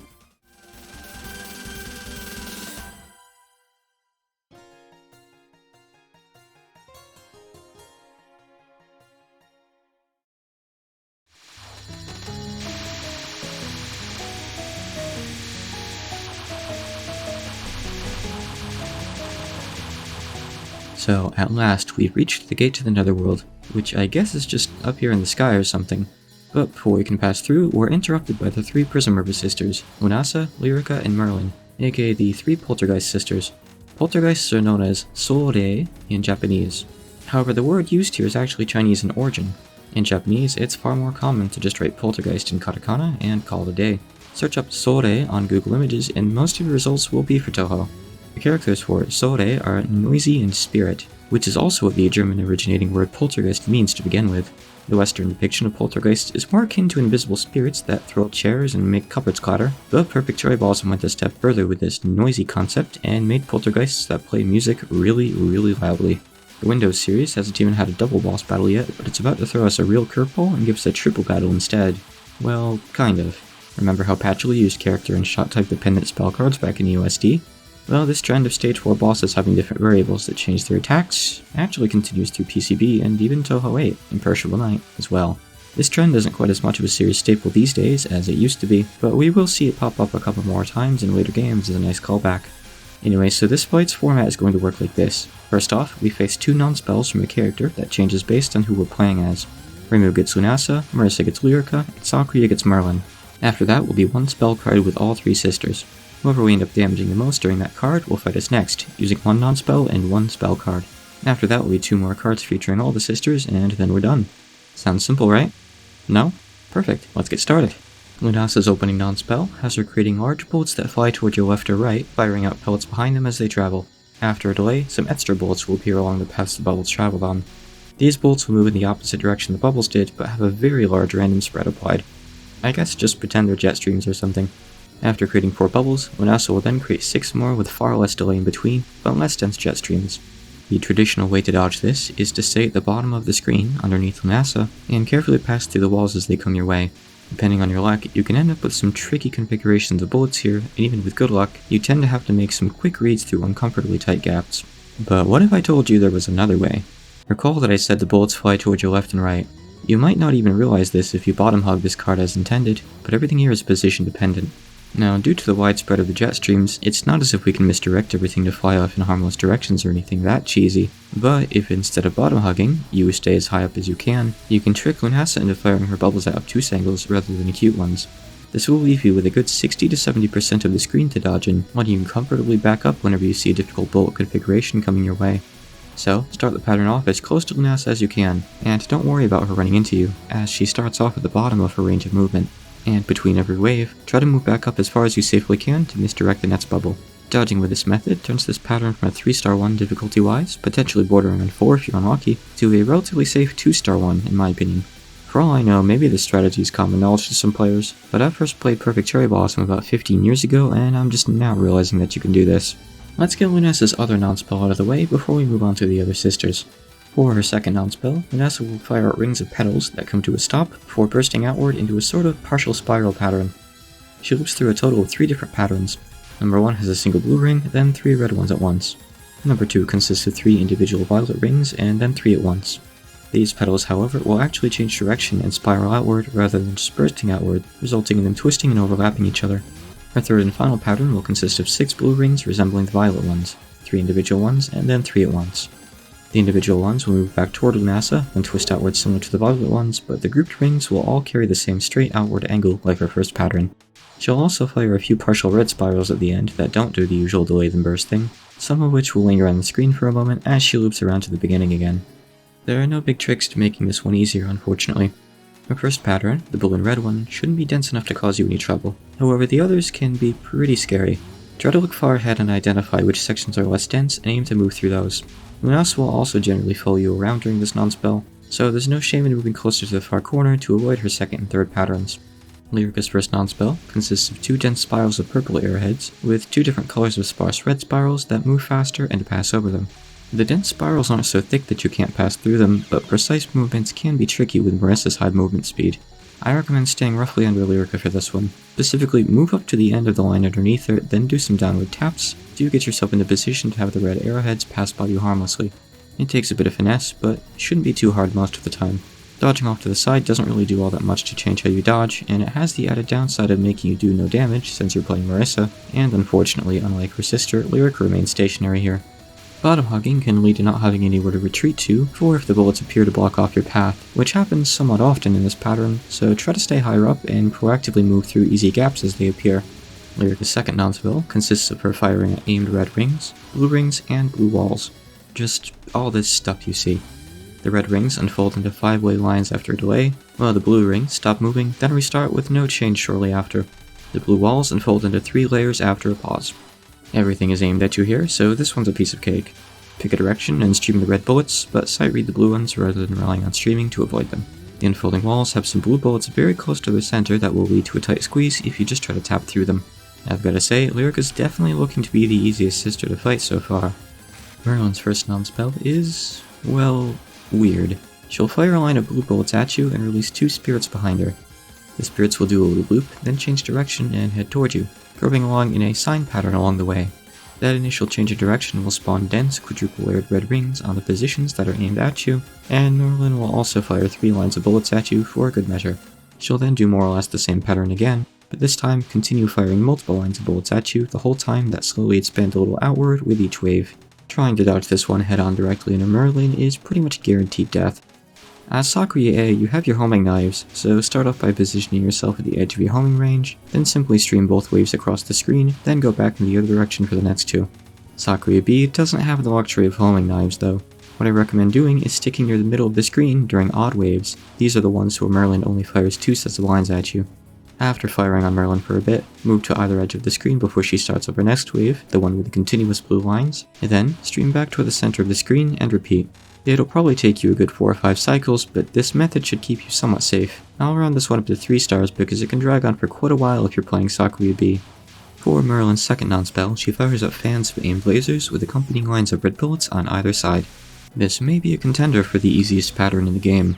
Just stream it. Obviously the bullets stop you from streaming with tiny taps, but just space a little further and this is an easy dodge.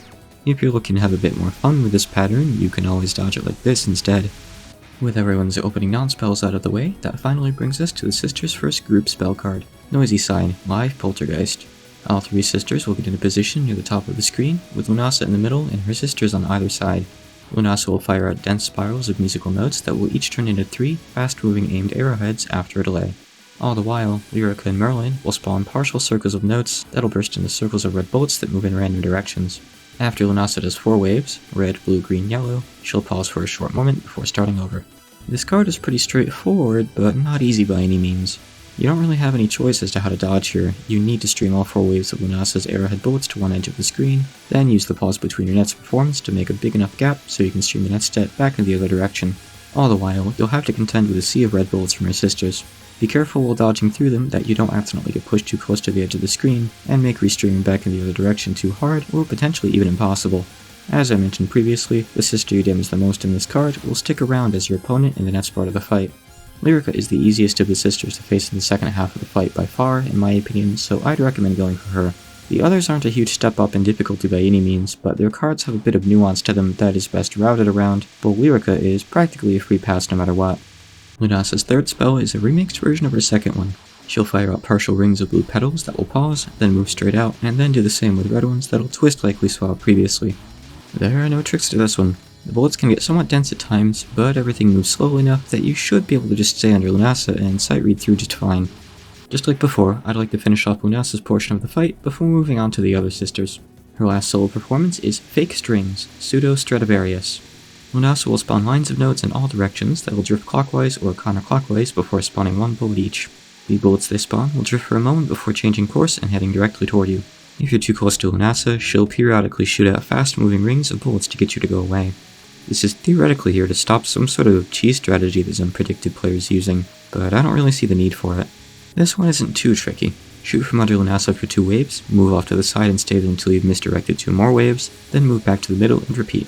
Also, don't worry about making contact with musical notes, they're totally harmless.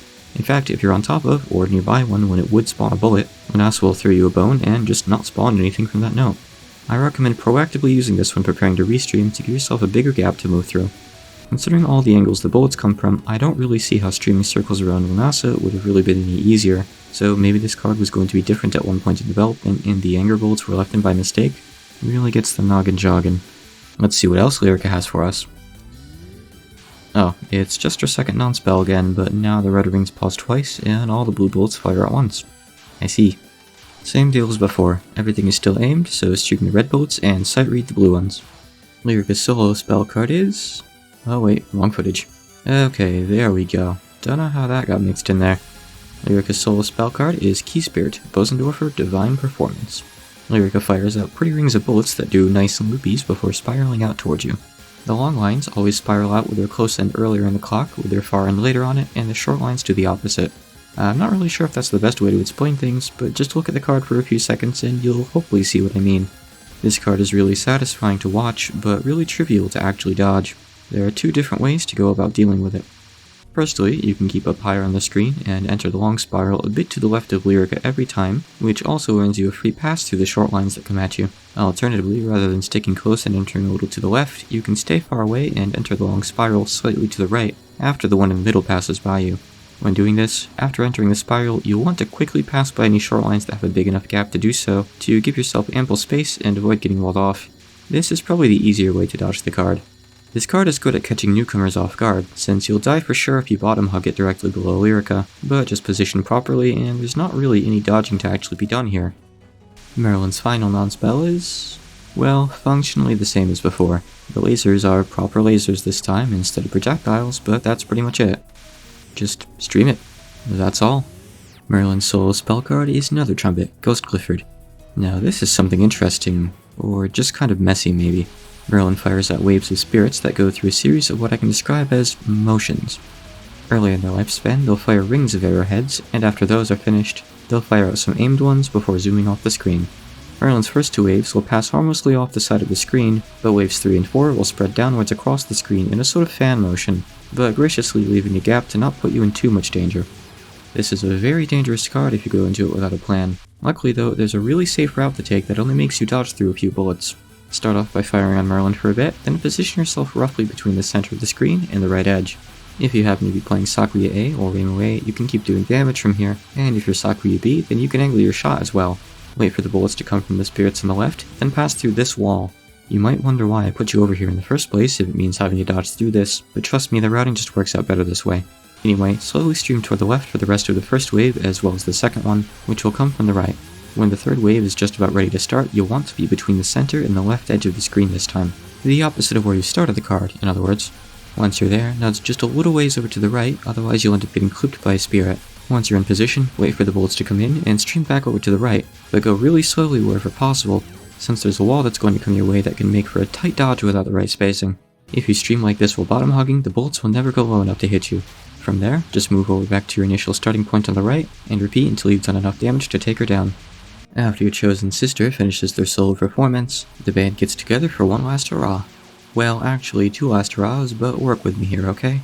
The sister's second group card is called Noisy Funeral, Stygian Riverside. Lunasa once again takes center stage, firing at a dense, multi-layered spiral of yellow bullets. As time passes, she'll begin cycling through different colors to progress through the rainbow, moving a little and reversing the spiral's direction each time. All the while, Lyrica and Merlin will be below her, making diagonal passes through the center of the screen from alternating sides while spinning a laser around them. Any bullets touched by their lasers will transform into petals and rotate clockwise a bit.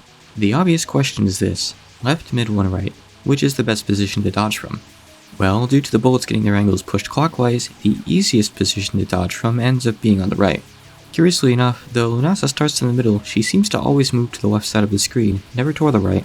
So this gives you even further let if you're dodging in the right corner, since you'll have much sparser bullets to deal with there. So the safest way through this card is to stay over at the right edge and slowly whittle down Lyrica and Merlin whenever they stop there. You only have to deplete their shared HP bar halfway to move on, so this won't take quite as long as it initially looks like it might.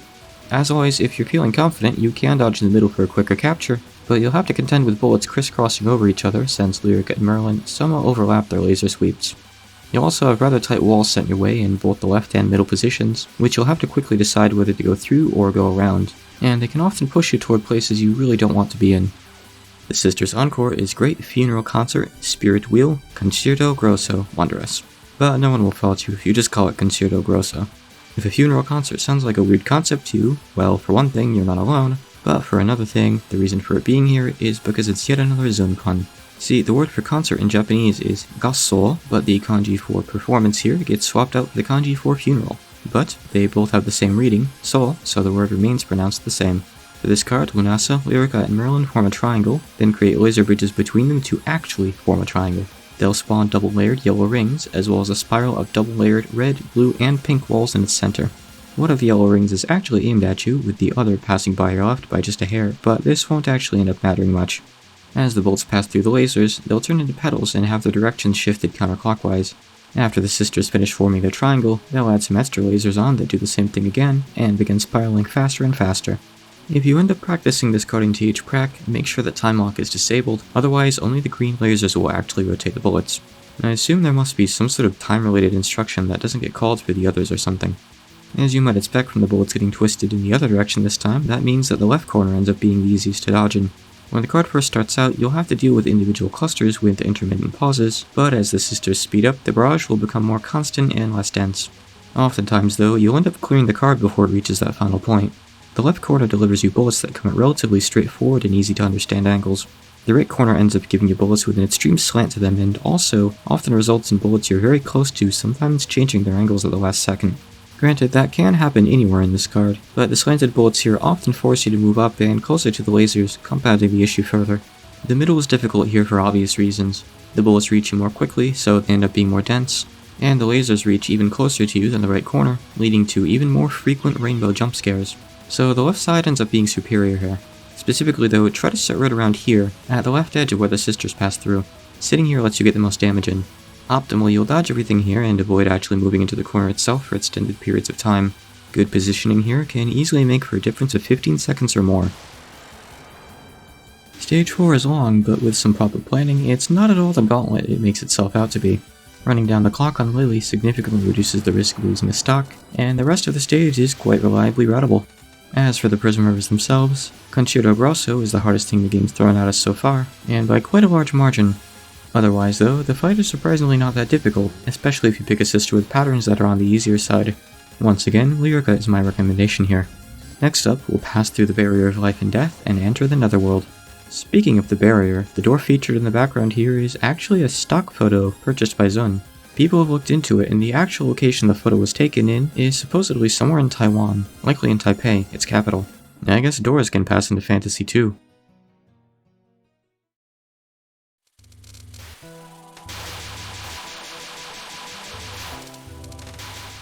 Stage 5 features us ascending a giant set of stairs in the netherworld to get to the heart of the incident. Let's jump right into the Danmaku present here. If you're using TH-Prac, take note that it's a little weird with how it splits up the sections in this stage. It considers the very first wave of enemies to be the entirety of the first section. I'm unsure if this is because there is a significant pause after the first wave, or if there's something in the game's code they're using to signify that they should split it here. Either way, it doesn't really make any sense when actually talking about the stage, so I'll be considering the first half to only have 2 sections instead of 3. But either way, Section 1 begins with a wave of 3 fairies that fire fixed rings of red arrowheads as they fly across the screen. The fairies move at slightly different speeds, resulting in different overlaps between their bullets. We'll be seeing a lot of these fairies throughout the stage, so let's call them stair fairies, just for brevity. If we wanted even more brevity, we could call them staries, but that would come at cost of part of my soul. We'll get another wave of stair fairies from the right, then one more from the left. The next type of fairy we'll see are these ones that fire increasingly quick waves of aimed blue bullets. 3 of them will appear in fixed locations before another wave of stair fairies appears from the right. This will be followed up by an absolute jumble of both kinds at once that continues on for a bit, marking the end of the first section. Section 2 begins with a new type of fairy that fires a simple, 7-pronged, triple-layered wave of red bullets in your direction, followed by 2 more stair fairies, more prong fairies, more stair fairies, and finally 2 of the prong fairies at once. But you are not given much time to rest after because we're immediately introduced to another type of fairy. This new fairy fires at a bunch of red and orange walls that crisscross over each other after a delay. It's complemented with 2 stair fairies from the right as well as a prong fairy on either side. Once the crisscross fairy and its hanger-ons are gone, we get a long section of nothing but stair fairies that absolutely flood the screen with arrowheads. Once you, hopefully, survive that, 1 crisscross fairy from the center, then 2 more offset to the left and right, and that's all we've got before the mid-boss. As far as the first section goes, everything up until the mess of both fairy types at the end can easily be taken up pretty much immediately after it spawns. Nothing here is particularly dense anyway, so we're skipping ahead to the only difficult section. For the mixed waves, you'll likely end up on the left after dodging the last wave of stair fairies before it and touching the point of collection. This is actually the best place to be anyway. From over here, you can take out the first wave of stair fairies in the tough section as soon as they spawn. From there, just bottom hug and slowly stream to the right, but don't go too far. Start slowly streaming back to the left as the second batch of aimed fairies spawns and starts firing. Doing this will let you take out more stair fairies quickly after they appear, heavily reducing the amount of bullets that cross over each other and force tricky dodges. For the first part of Section 2, the pre-crisscross fairy part, just stay on the left and shoot down fairies as they spawn. After both waves of left spawning stair fairies, you'll have a brief moment where you can safely touch the point of collection. Going up there at any other moment will almost certainly result in death, so don't do that thing. After your second trip to the point of collection, you should have just enough time to get directly underneath the first crisscross fairy and shoot it down before it can fire. Afterwards, just pick a side and stay there, continuously shooting down stair fairies to minimize on-screen bullets. All that's left after that is the sequence of 3 crisscross fairies, and you should be able to shoot down the center one and then one of the ones on the side before they can even fire. Our mid-boss today is Konpaku Youmu, and she's a static mid-boss. She's a half-phantom, markedly different from a half-ghost. Get that fact wrong and you'll probably have an angry mob at your doorstep in the morning. Youmu is the gardener of Hakugyokuro, a sort of, just place, I guess, that resides in the netherworld. If you want a bonus second angry mob, try going into any Touhou community and calling it the Tower of White Jade instead. Yomu's mid-boss Nonspell consists of 2 spawn points that begin in front of her, and then arc around to being behind her. As she moves these spawn points backwards, they'll create waves of bullets with angles based on where the spawn point started. She'll do this attack twice in a row before moving on to another one. Her second attack in this Nonspell consists of her slashing one of her swords to create lines of aimed blue arrowheads, then slashing her other sword to create anti-aimed red ones. After 2 waves of each color, she'll restart a Nonspell from attack number 1. There is a very well-known trick that you can do here to misdirect the first wave of this Nonspell. See, when I said the spawn points begin in front of Youmu, I meant in relation to her direction to you. If you are behind her, they'll spawn below her on the screen and fire upwards. I personally recommend making her fire sideways because it gives you a bit cleaner of an exit back to the bottom of the screen. You can misdirect the second wave like this as well, but it's a little tighter since Youmu moves toward you before firing it. This will also heavily cut into the time you have to actually damage her. However, if you do feel that this is a safer option than dodging through, then go right ahead.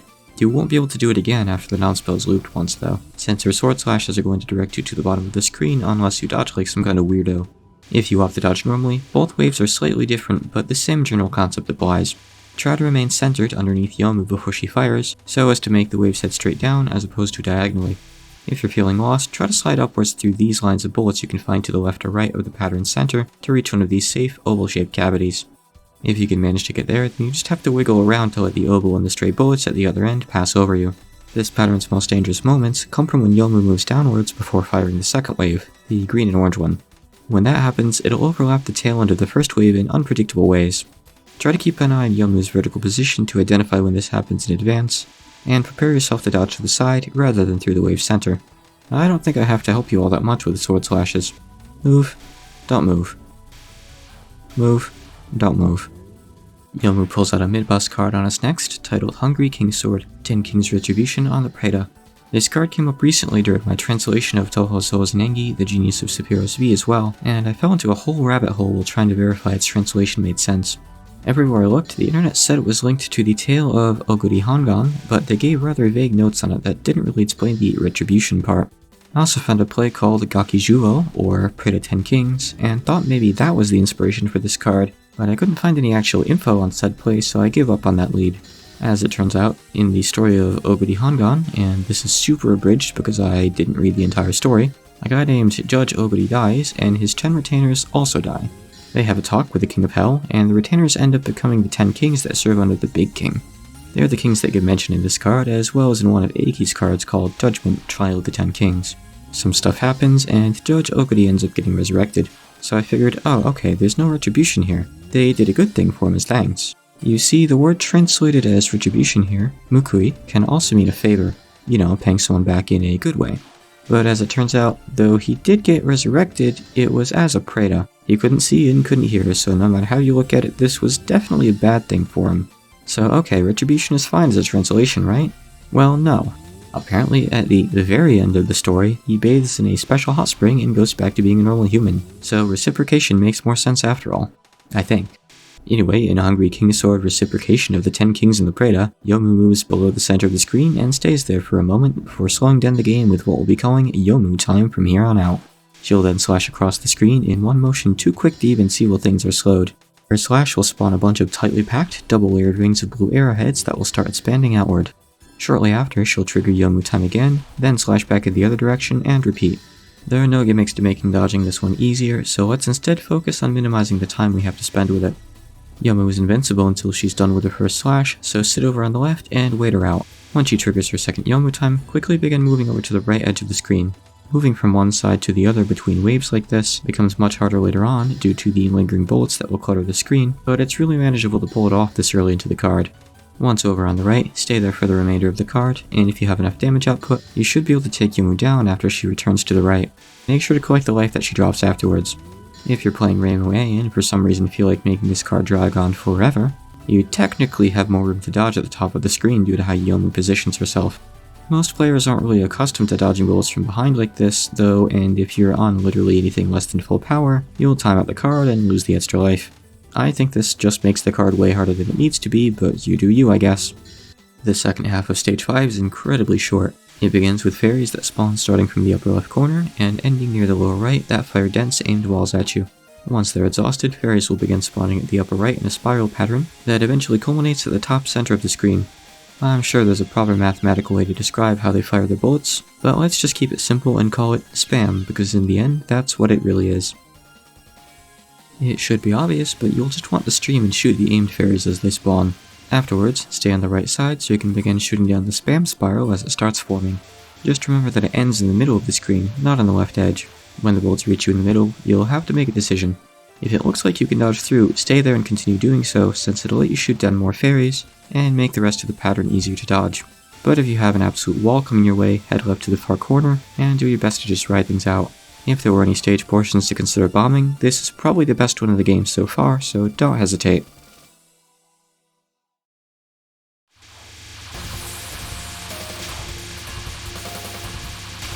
Youmu, being the persistent little dork she is, comes back again as the boss of Stage 5. Yomu's opening boss, Nonspell, is a remixed version of her mid-boss one. The first wave spawn points move much slower now, the second wave spawn points create bullets significantly more frequently, and both waves will now crisscross rather than disappearing when they meet behind Youmu. She'll do the same sword slashes again as well, but the resulting lines of arrowheads will be much closer together this time. You can redirect the first wave just like you can with her mid-boss Nonspell, and its extended length this time around gives you even more free time to damage Youmu. To misdirect it, position yourself directly above her, then wait for the bullets to begin spawning above you, and then head back down to deal damage. However, the best you'll be able to do for the second wave is redirecting it roughly sideways of Youmu. And due to differences in the spawn point locations, I don't recommend doing this because it can result in having to deal with a rather dense wall of bullets. But if you'd prefer fewer harder dodges over more numerous simple ones, go for it. What I actually recommend doing for this card is misdirecting the first wave above Youmu, then positioning yourself a bit above the far corner to redirect the second wave. Youmu will move toward you between waves, so use that to make her move in one direction, and then get into the corner afterwards. Once she begins firing, move back over and deal some damage. Directing the wave somewhat sideways like this will prevent you from getting walled off, and still results in having to dodge through fewer lines. Just be conscious of where the more dense parts of the pattern are for when the arrowheads come, so you don't end up trapping yourself against one. Yomu's first boss card is Hellgod's Sword, Sudden Divine Severing of Karmic Wind. This is another one I'm a little skeptical on the translation of. For one, I don't see any need to actually say severing here. This card's title is formatted the same way as many of Yomu's other cards, which end with Zan, a kanji that typically gets translated as slash when used in the context of a skill or move. It's also my personal interpretation that the Shinsen, translated as Sudden Divine here, is really just meant to say that it's really fast. See, there's a word in Japanese called Shinsoku that uses the kanji for god and speed, but it just means really quick. And the kanji here are the same god kanji, along with what's often translated as flash, but also gets used to represent the swift slash of a sword. Now this is just my personal taste, but I like the sound of Godspeed Karmic Wind slash for this one. We really ought to use Godspeed more in games. It's way too cool sounding of a word to be used as a synonym for good luck and nothing more. Following the same pattern as her prior Nonspell, this card somewhat resembles Yomu's Midboss card. When the card begins, both fast and slow bubble bullets will start spawning from the top of the screen in a sort of fan pattern that waves back and forth. As for Youmu herself, she'll move to the left and charge up Youmu time and then slash across the screen. Her slash will pop the bubbles, making them burst into pink and red bullets of varying sizes that'll go wherever they please. As you might expect, she'll charge up again, then slash to the other side, and so on. Holy former hell, this card is hard. Wait, actually, former hell doesn't exist until Touhou 11. Holy Netherworld, I guess? Wait, wouldn't unholy be more... forget it. Anyway, this card easily takes the spot of hardest attack in the game. And yes, that does include the final boss we haven't even reached yet. The best way you can tackle this one is by dodging near the right edge of the screen. Just like during her mid-boss card, you won't be able to damage Youmu until she's finished her first slash. Okay, technically you can shave off a pixel before she moves, but this actually ends up being a net loss in DPS, because it means you won't be in position to fire on her on the right. Not only does this mean that the right side lets you deplete her HP the quickest, but it's also just a little easier to dodge over there. Use Youmu time to look ahead and plan out your route through the bullets, but keep an eye on their movements to make sure you're not heading toward a gap that'll be closed off by the time you get there. Also do your best to ensure that you're not in a bad place when Youmu time wears off. Try to make some space between you and bullets heading towards you so the change in speed doesn't catch you off guard. Keep your position relative to Yomu's in mind and try to focus on doing as much damage as quickly as possible. At full power, Rainbow B can just barely take her out within 2 visits to the right side of the screen if the bullets are generous and actually let you do damage. Yomu's second Nonspell has her firing 2 giant anti-aimed fans of bullets, as well as a spray behind her to prevent any potential cheese. Every third wave will also feature 2 rows of aimed knives that attempt to cut you off from passing through the gap between the fans. This Nonspell is a very welcome reprieve after Karmic Wind. Sit still for the first 2 waves, then tap right a little for the third one. After you're certain that you're out of the path of the knives, you can either opt to move right through this convenient gap, or if you're feeling extra bold, you can actually just fit through the gap the knives came through anyway. Just do remember that their hitboxes are the white circles behind them, so they're a bit wider than they appear. Yomu's second spell is Asura Sword, Obsession with the Present World. In Buddhism, there are 6 realms, also sometimes called the 6 paths, where you get sent after being reincarnated.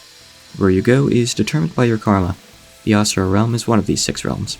Asura are Buddhist guardian deities, generally depicted with 3 faces and 6 arms, and the realm is a terrible place that's constantly at war. My first ever exposure to an Asura was in Final Fantasy Legend 2, aka Saga 2, where you fight one. He's called Ashura there, which is a somewhat common spelling outside of Japan. Alright, we're supposed to be talking about Touhou. So blue bullets will start spawning from the left and red ones from the right. Youmu will create a giant sword beam directly beneath her that will begin sucking in nearby bullets and keep them in there. She'll then trigger Youmu time, even though it's sort of unnecessary here, and afterwards, the bullets within the beam's grasp will all begin accelerating toward you. Youmu will then align herself with your horizontal position, then repeat. Okay, let's start this one off by making one thing crystal clear. The sword beam does not hurt you. If you've ever played this card, and Youmu spawned it on you, and you thought, whew, that was close, that thing almost got me. Well, no. You were never in any real danger to begin with.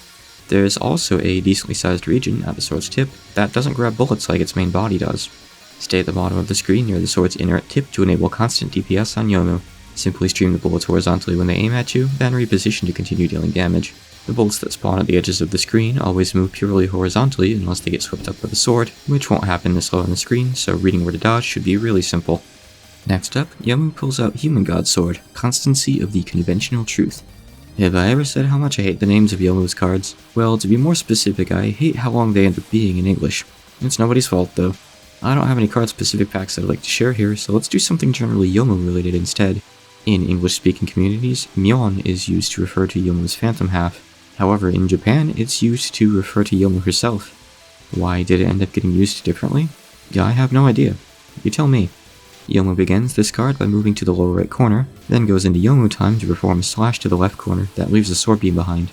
Unlike the one in present world, this one will actually hurt you, so don't touch it. This beam will constantly spawn blue bullets that move straight up. As the card progresses, it'll begin spawning them faster and faster. All the while, Youmu will be sending fast-moving, three-pronged formations of large red bullets your way every 2 seconds or so. There are no clever gimmicks for this one. Youmu will try to stay near you horizontally, so you don't have to do any work tracking her and can focus on streaming the red bullets and dodging the blue ones normally. Luckily, the blue bullets never really get so dense as to become a big problem, but do pay enough attention to them that you leave time to macro dodge if a scary-looking cluster starts rising up toward you. Staying away from the walls can help you not get trapped as well. Oftentimes, if Youmu isn't directly above you, moving upwards a bit and streaming back down can be a good call. This will typically result in her moving in front of you and giving you a couple seconds to freely damage her. Youmu's final card is Heaven God Sword, 3 Kons, 7 Hakus. Okay, look, Youmu's spell card names go into some rather specialist territory, and it's really far from my realm of expertise. At this point, I'd basically just be reading stuff off of various wikis to you. This card specifically goes into some Taoist concepts about parts of the soul.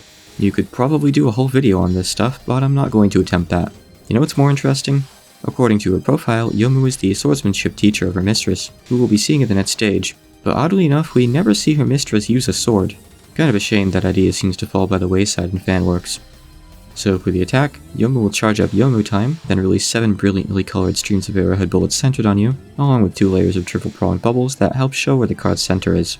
The arrowhead bullets will head toward the center of their stream, then pass through it. That may sound a bit vague, but what it means is that due to the stream's orientation, some of them will send walls at you, while some will just send what feels like random bullets.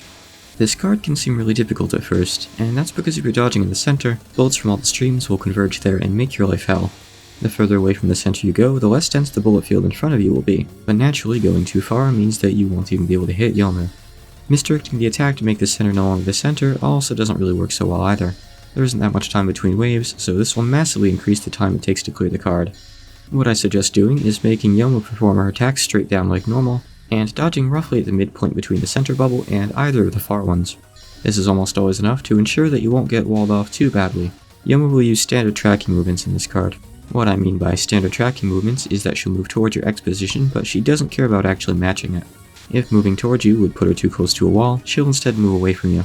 When she's in the middle of the screen, use this to control where she goes next so you can follow her and keep dealing damage.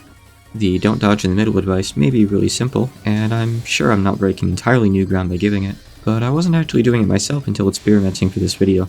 I found that it turns this card from something really tense and difficult to what I'd call a card that's somewhat on the easy side.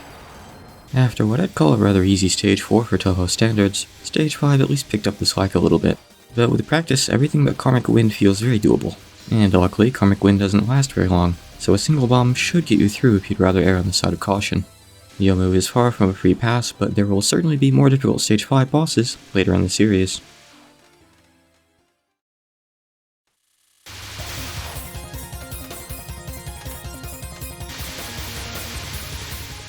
Stage 6 begins with a magic circle against an abyss of black, with petals fluttering toward us. Well, before long, we begin rushing through rows of cherry blossom trees. There's only one type of enemy here, and we're going to call them spam fairies. They appear on one side of the screen, then accelerate toward the other, spewing arrowheads everywhere as they go. The way their speeds don't end up being the same leads me to wonder if their code originates from the stair fairies from stage 5. Anyway, we get one wave of them on the right, one wave of them on the left, and then one extra long wave of them absolutely everywhere, and that's everything there is prior to the midboss. The one saving grace is that the bullets disappear when the midboss shows up, saving you at least a little bit of dodging. Shoot down the spam fairies on the right as they spawn, then shoot down the ones on the left as they spawn, then hide under your desk and pray. I personally recommend dodging for a bit and then bombing right around when you hear the bullets start to spawn faster. But if you're going for a no bomb run or something, then sit near either edge of the screen, not all the way toward it since you want to shoot down some fairies as they appear, and just do your best. Youmu is clearly still recovering from getting whipped by us twice in a row just a few minutes ago. There is actually no more stage left after this, but the background changes after beating her, so I'm calling her a static mid-boss just for the sake of obsessively classifying everything. And to start us off, we've got yet another iteration of her Stage 5 Midboss Nonspell on display here. The spawn points create full circles now, which aren't all that dense, but move somewhat quickly. Her dual slash attack has had its buffs from our boss fight reverted, and is now back to being absolutely trivial. Don't try to misdirect the first attack this time around. Not only will trying to do so likely just get you killed because of where the bullets spawn, but even on the off chance you do survive, all you've done is make the pattern harder. Just go along with it this time. Youmu was trying so hard, so the least you could do is make her feel a little better. Youmu pulls out one last spell card before finally letting us past. Sid's Realm Sword, a single thought, and infinite Kelpas. A Kelpa is basically a really long unit of time, often translated as an eon. It's actually a Sanskrit word, not a Japanese one, hence why there's an L in it. This card's name is taken from the writings of Saigyo Hoshi, a poet from ancient Japan. You'll want to keep that Saigyo in mind for later.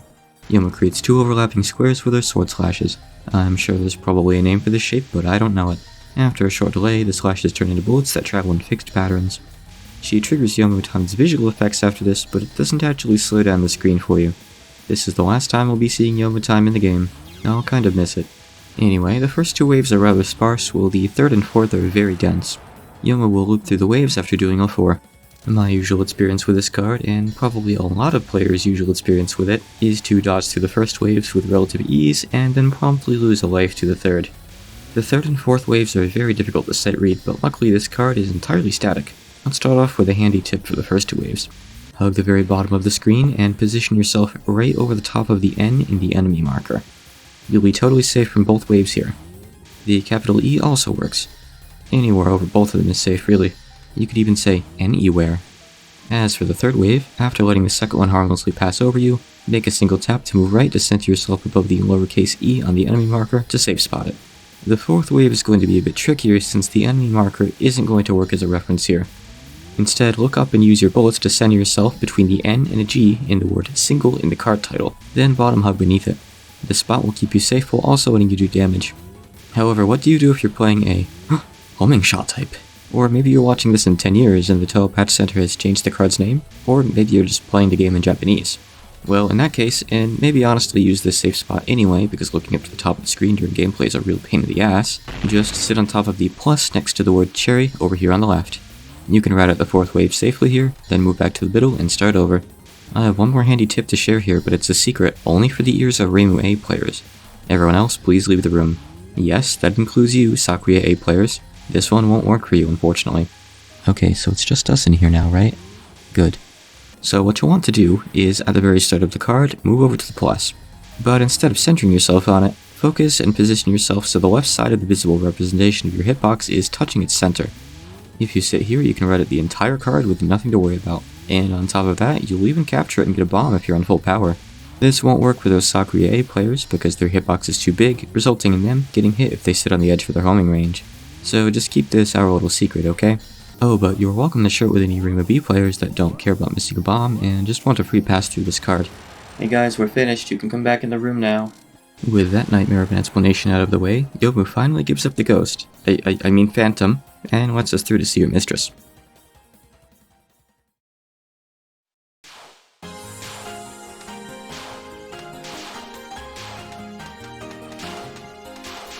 Meet Saigyoji Yuyuko, the mistress of Hakugyokuro and princess of the Netherworld, who boasts control over death itself. Remember when I said to not forget the name Saigyo? Apparently being the princess of the Netherworld means that she's in charge of the ghosts. In fanworks, we usually just see her lounge around, gorge herself in food, and tease Youmu. But here in Perfect Cherry Blossom, she's the one behind the game's incident. What, you expect me to get into the game's plot? Sorry, Yuyuko's actually got a somewhat long backstory, and I don't really want to put the video on hold for 10 minutes to explain everything. But suffice to say, she's stealing the essence of spring from Gensokyo in order to revive whatever's under this big tree she's got called the Saigyo Ayakashi. Yuyuko opens with a wave of yellow walls that form lanes, and spirals of large blue bullets that try to make navigating through them more difficult. She'll then reverse the colors and change up their orientation a bit. After that, she'll modify the orientation of both patterns and do 4 alternating waves in a row. The tightest part of this pattern is the first 2 waves, the individual ones. Whether it's easier to dodge to the left or the right of the large bullets can vary, so watch them as they move so you can identify which option will be safer by the time they reach you. Be particularly careful of the second individual wave. Yuyuko will be moving when she fires it, leading to very different spreads for the lane walls. You'll have an easier dodge than usual if she fires while moving left, but if she fires while moving right, you can be faced with a rather tight squeeze to even get into the lane in the first place, and will probably need to unfocus for a moment when entering. The continuous waves are very sparse, so they shouldn't cause you too much trouble. The only advice I really have is to enter the odd waves from a little to the left of Yuyuko, so you come out in a good position to keep firing on her. Yuyuko's first spell card is Losing Hometown, Death of One's Home, Suicide. This card's name is a pun on the word Bokyo, made up for the kanji for desire and hometown. Normally together they mean homesickness, but here the bo is replaced with a different kanji that's read the same, but instead means death. This is fitting for Yuyuko because the type of ghost she is, specifically a ghost of the departed, is called a bore, or spirit of the dead. In this card, Yuyuko fires out 2 sets of wavy arrowhead lines that gradually get lower and lower on the screen before converging beneath her. She'll have 5 lines on one side and 3 on the other. She'll also spawn a set of 5 bright pink lasers on the side with 5, which she'll sweep the long way around her. She'll then flip the pattern and repeat. The lasers will start off with the first one ending roughly beneath Yuyuko, but as the card continues on, they'll get pushed further and further toward the edge of the screen she sweeps them toward. By the end, the center laser will be closer to the middle of the screen than the first one. I really like this card. Something about the smooth paths the arrowheads take, and the giant sweeping lasers just really appeals to me. It's kinda just satisfying to watch. Start off by dodging through the 5-line wall early so you get through before the 3-line wall reaches you.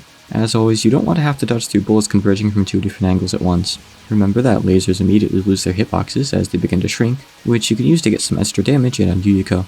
If you keep a close eye on her health, you can make the conscious decision to just stay underneath her and keep firing if you're sure it'll end the card before everything reaches you. For her second Nonspell, Yuyuko will head to the top middle of the screen and unfold a gigantic fan behind her.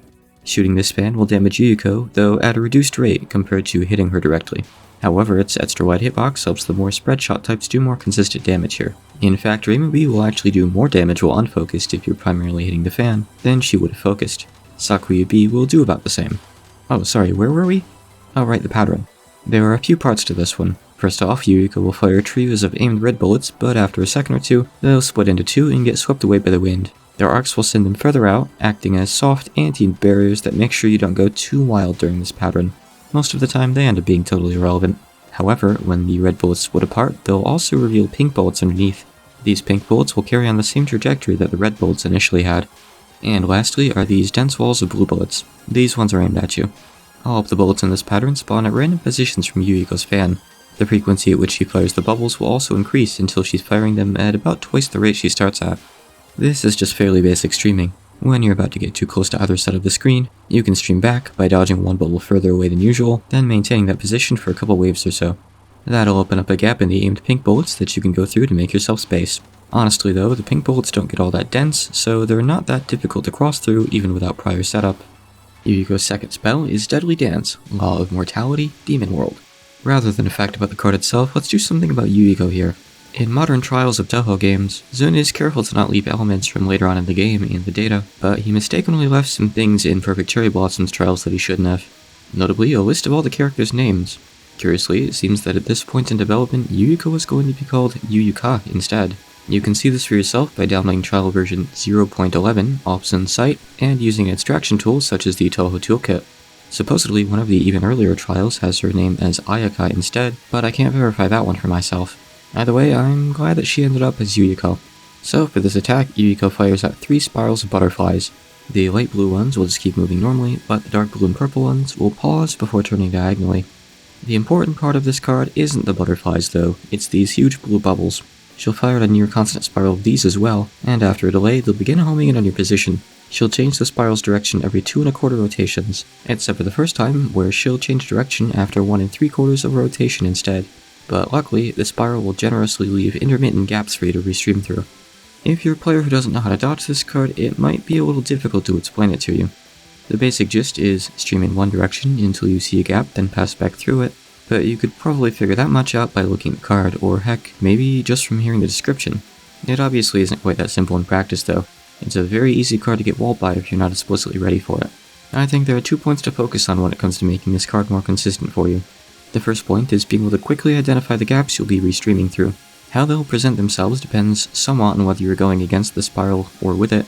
And since Yuyuko will periodically change up its direction, this means that the timing between gaps can suddenly change when the spiral changes direction. Every time it does, you'll have to contend with a huge cluster of bullets with no gaps for a bit while the spiral sorts itself back out. And that leads us into point number 2, managing your streaming speed. If you see that Yuyuko has changed the spiral's direction, that means that if you're approaching either edge of the screen, you need to slow down so you don't trap yourself. Naturally, you also need to stream slowly before this point so you don't end up putting yourself in an unwinnable situation too, but keep in mind that since each and every bubble tracks your position, this isn't the sort of streaming where you can tap once to dodge a line of bullets, at least not unless you set still for a couple seconds to manipulate their direction. What this converts to in practice is that you'll want to restream early when possible, but you can skip a gap if it looks too risky to get into, as long as you adjust your speed afterwards accordingly to make sure you don't get walled in the time it takes for the next gap to show up. Yuyuko's third Nonspell. Oh boy, Yuyuko's third Nonspell. This one is hands down my least favorite non in the entire game. So, Yuyuko fires lines of knives in fixed angles from either side of her fan, all while firing out walls of aimed blue bullets at you. This would be really easy if that were all this was, but as time passes, the knives begin acting weird. Most of them will gradually start to curve inward towards the screen more and more, but some of them will gradually switch between curving inward and outward. What makes this even worse is that the curve is applied on a per knife basis, so if a line gets fired in the middle of her adjusting its angle, each knife will end up curving differently, which can really throw you off. Plus, these are the curved knives like Youmu used, and not the straight ones that Sakura threw at us in EoSD, so it feels kind of weird seeing them curve in the opposite direction of their blade. You know, starting now, I'm going to call these dagger bullets instead. Now, while playing this card might make it feel like the daggers sometimes curve toward you on purpose, I can promise you that this isn't actually the case. I initially thought they might, then decided they definitely didn't, and I saw this nasty line of daggers around the 40-second mark and just about choked on my words. However, I double-checked by positioning myself elsewhere in the spell when they passed by that spot, and as it turns out, they're just one of the lines that curves in both directions in the middle of transitioning backwards. I imagine that was probably a lot of input to take in. As for how it affects things from a gameplay perspective, basically the takeaway here is that it's sometimes easiest to dodge in the center, and sometimes it's easiest to dodge at the edge. The difficult part is knowing exactly when to move. The card is doable by staying in either position the entire time, but you'll have to do some really awkward dagger dodging. If this card intimidates you, I have a route that you can use, but I recommend practicing it a few times before taking it into an actual run. Okay, so you want to start off by firing on Yuyuko from the center until the 52-second mark to get off a bit of early damage. Then, pass under these daggers to reach the right corner. You'll be staying here for a bit, but nothing too dangerous should come your way. At the 41-second mark, pass under this wave, but keep moving until you reach the left edge. What we're doing here is leaving the edge during a transitionary period for the daggers. However, the center is only going to remain safe for a few seconds, and it's difficult to get out if we go in now, so we're better off taking it slow and not committing yet. Dodge some relatively easy daggers on the left for a bit, and wait for the center to clear up again. Starting from 22 seconds, whenever you feel like you can make it into the center, go for it. I stopped shooting here for a bit to show you, but you have about 10 seconds of safety to fire on Yuyuko here. If you're low on power and that's not enough to end the card, head back into either corner and wait it out. Okay, there. I'm sure there are multiple routes like this that you can take through the card, but this is the most reliable one I could find. Now let's move on to a more fun attack. Yuyuko's third card is Flowery Soul, Butterfly Delusion. Finally, a short and snappy name. For this one, Yuyuko will open by firing these weird, slow-moving formations of pellets, but this is the only time they'll actually come up during this card. The screen will then flash, and a set of 6 curvy lasers will home toward your position. In addition, Yuyuko will start firing out triple-layered rings of large blue bullets. I always thought these were aimed, but it turns out they're not. She'll slowly spin the firing trajectory for these clockwise as the card goes on, and also start firing them more frequently. When the curvy lasers reach wherever you were when they locked onto your position, they'll converge on it and burst out into a ring of butterflies that contracts back into the lasers shortly afterwards, at which point they'll lock onto you again and repeat the process. I really like this card a lot as well.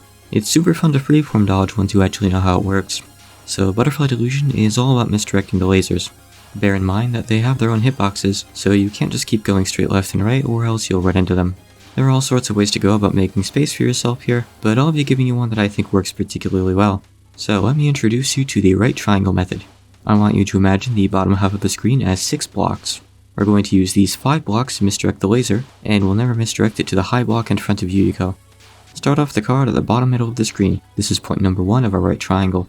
Once the lasers approach, move diagonally upper left and misdirect them there to point number 2, up to the triangle's tip. After that, move straight down to point number 3, filling in our triangle's corner. And lastly, move back to the middle to finish your triangle. Afterwards, just mirror your movements and make a triangle on the other side of the screen. So go to the upper right, lower right, then back to the middle. And that's the right triangle method. For her 4th Nonspell, Yuyuko drops her fan momentarily so she can actually move around. She alternates between firing 2 types of arrowheads. The first are these blue aimed ones, and the second are these anti-aimed ones that come in both aqua and green. I wouldn't be surprised if someone told me they never noticed the green ones though. And all the while, she'll be firing out these rings of green butterflies with random orientations. This is definitely the easiest attack in the entire stage. PCB sure has a lot of attacks you can just stream, huh? Zun's Danmaku design has changed a lot over the years. Just stream side to side and be careful to avoid the butterflies. Yuyuko's 4th card is Subtle Melody, Repository of Hirokawa. The Hirokawa here refers to Hirokawa Temple, which is where the poet I mentioned earlier, Saigyo Hoshi, passed away. And repository here means the resting place of one's body or ashes. So with this card, Yuyuko creates 5 circles of butterflies that spin outward before expanding into a bunch of lines that always end up in the same places. She'll then create 4 partial circles, one after another, that spin outward a bit before turning into lines and flying toward your position. Maybe I spoke too soon in the last pattern. This one's also absolutely trivial. Just position yourself roughly in the bottom third of the screen and stay in the center at the start. The static lines will form a cage around you. When the aimed lines start coming, stream them one by one to either edge of the screen, then stay there keeping roughly the same height. You'll be safe from the next wave of static butterflies there, so just move back to the center, then the far side, and so on. It's kind of nice to have a free attack this late in the game. Yuyuko's final card is Cherry Blossom Sign, Perfect Ink Black Cherry Blossom Bloom, and the card itself is just as long as its name. She takes out her fan one last time for this one, but she'll move around the screen with standard tracking movement. She'll open with a dense, multi-layered ring of bubbles with fixed angles. These will always be angled in such a way that it's safe to sit straight below her. The main part of this card, however, is the anti-aimed lines of butterflies she'll begin spawning afterwards. She'll alternate between waves of purple and blue ones. The lines will slow to a stop, and then each butterfly will split into 3 and start circling before expanding into a line of its own. One line from each swarm will fly toward you like in Repository of Hirokawa, while the other 2 will flutter off at angles relative to the initial spawning line's angle. However, what's important here is that they lock onto your position when the initial line spawns, not right before they begin moving. This mechanic leads to them moving to where you were a few seconds prior, not to where you are now. Every 10 seconds or so after getting into the core part of the card, Yuyuko will spawn another ring of bubbles, similar to the one at the start of the card, but much less dense. This time around though, they'll always be angled to hit below her. And lastly, cherry blossom petals will spawn near the top of the screen and move both upwards and downwards at slight angles. As the card goes on, more and more of these will start to spawn. Watch the butterflies so you can see where they're going when they finish circling, and use the time before they get there to figure out which side of them you want to be on. Though Yuyuko will open with her purple butterflies, there is a short delay between blue and purple, but a long delay between purple and blue. You are better off thinking of the sequence as blue-purple rest and using the downtime to restream if needed. Just keep in mind that restreaming will feel a little weird here since you might have a wave or 2 partially block your return path due to the aim delay.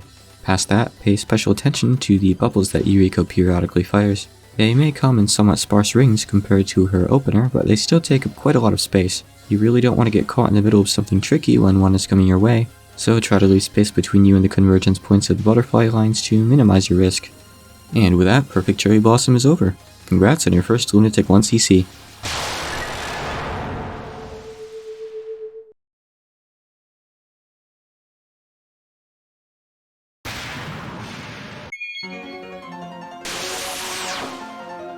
Did you really think it was over? Come on, this is the most famous game in the series. Surely you knew. Yuyuko has one final surprise for us, complete with its own arranger theme. To cap off the game, Yuyuko pulls out Resurrection Butterfly, 80% Reflowering. Resurrection Butterfly is the first surprise final card in the mainline series. It's also the series' first time using a survival card in the main story. Yuyuko will alternate between 2 patterns, each time also setting up a circle of lasers that grow in number as the card continues. Her first pattern is rings of blue and purple butterflies that will simply extend straight outward into lines after a delay. The other pattern comes in 4 waves. She'll fire out double-layered rings of red butterflies that will expand outward diagonally, with each wave alternating between directions. At the tail end of the red butterflies, she'll cap everything off with a triple-layered ring of red bubbles that always leaves an opening beneath her. The 2 butterfly patterns will become more dense as the pattern goes on, but the bubbles will always remain the same. The straight butterfly wave is basically a free pass, so use it to meditate for a moment and lower your heart rate. This card's only real threats are the red butterflies and the bubbles that follow them. Each wave of reds alternates the direction they turn in, with the order always being left, right, but the waves' positions relative to each other are random, so you can't expect the same barrage every time. You'll need to look ahead and decide whether you can sit still and safe spot at the bottom of the screen, or if you need to move forward and make a clutch dodge to avoid getting rolled off. Past that, there aren't really any tricks here. This card is more nerves than anything. I recommend practicing it for a bit so you can get used to quickly judging how to react to the red butterflies. No amount of practice will ever fully prepare you for having to face it at the end of a run, but you can at least learn to somewhat mitigate its threat. If worse comes to worse, then use any bombs you have left. After all, this one really is the last spell of the game. Once you've hopefully survived Resurrection Butterfly, congratulations, you finished Perfect Cherry Blossom. For a short retrospective, I think that PCB is overall a small step down in difficulty from EoSD. EoSD had some really difficult cards, Scarlet Meister definitely sitting at the top of the list, Emerald Megalith could also wall you with bad RNG, and Scarlet Gensokyu certainly isn't an easy card to end on either. PCB is a little strange with its difficulty. Even during stages 4 and 6, we have multiple simple streaming attacks that are basically just free passes. We have Lyrica and Merlin's Nonspells, Yuyuko's 4th Non, Repository of Hirakawa. They're all far too easy for how far they're placed into the game. I think I see why so many people recommend Perfect Cherry Blossom as a starting point for new players. Its difficulty is overall on the low end, and it's really where Zone started to get into his stride and make pretty looking patterns. And that's not even saying anything about the music, which in terms of both instrumentation and composition feels like a major step up from EoSD. My personal favorite Touhou game is still Imperishable Night, and it'll always be what I recommend as a starting point. But I think that anyone who recommends PCB is totally justified in doing so. But we can at least all agree that Karmic Wind is bullshit, right? Right? Anyway, I expect a 1cc on my desk by tomorrow morning. I want pictures. Pictures of you stepping on Yuyuko's intangible ghost body.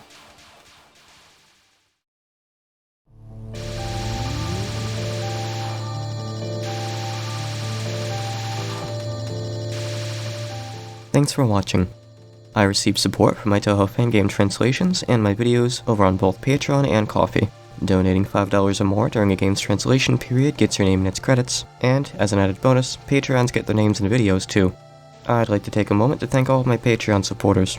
Aquamancer, Andrew FM, N Kevin, Ariel Prismriver, Awkward Burb, Vicious, Bujas, Simmons on Roll, Citrus, Dragon Realms, Eagle or Jerry, Elkrin, Huddern, Iceberry, Ice Manual, Jason Dominguez, Machina Icy Terror, Carbonic Pikmin aka Quinn, Javernichan, Jethro Goro, Laplace, Little Big Trouble, Locker Down 3, Pascal the Dog, Patapon, Plutonium Pie, Rosie Muscovy, Shang.exe, Skeleton, Trin, Tokiko, Tripper, Zukkun, and Zay. Thank you all, especially those who have stuck with me for months or even years. A few dollars from a number of people can add up to a number that makes a sizable difference in my life, so thank you for helping to make that difference. So now let's talk real quick about how things have been going for me lately, and my plans for the future. Last month, my latest fan game translation, Touhou Soujin Gibi, The Genius of Sephiroth, released on Steam. It was a real honor to be able to work on a game so dear to my heart. I've got another project of about the same size I'll be starting up in a month or two, but before that, the final update for Alice and the Dollhouse at a Dream should be coming out. Once it's out, I'll be working on finishing up and inserting the translation to prepare for its own release on Steam. The game's donation period is still open, so if the adorable screenshots on screen right now appeal to you, you still have time to donate to get your name in the game. It's been a while since my last video, huh?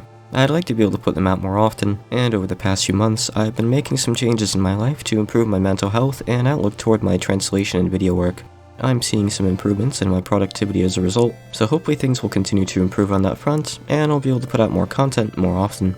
I have plans for several new videos I'd like to work on this year, and I've already begun recording and writing the script for one of them. One of these videos will be a natural follow-up to this one that covers both Extra and Phantasm. One of the others will be of a similar format, but for a certain Danmaku fan game rather than a mainline Touhou game. And the last will be a comparison of the English and Japanese translations of something that has nothing to do with Touhou at all. I hope that at least one of those sounds appealing to you. And with that, this has been Hawkeye Blue, and I'm going to go back to recovering from COVID now. Until next time.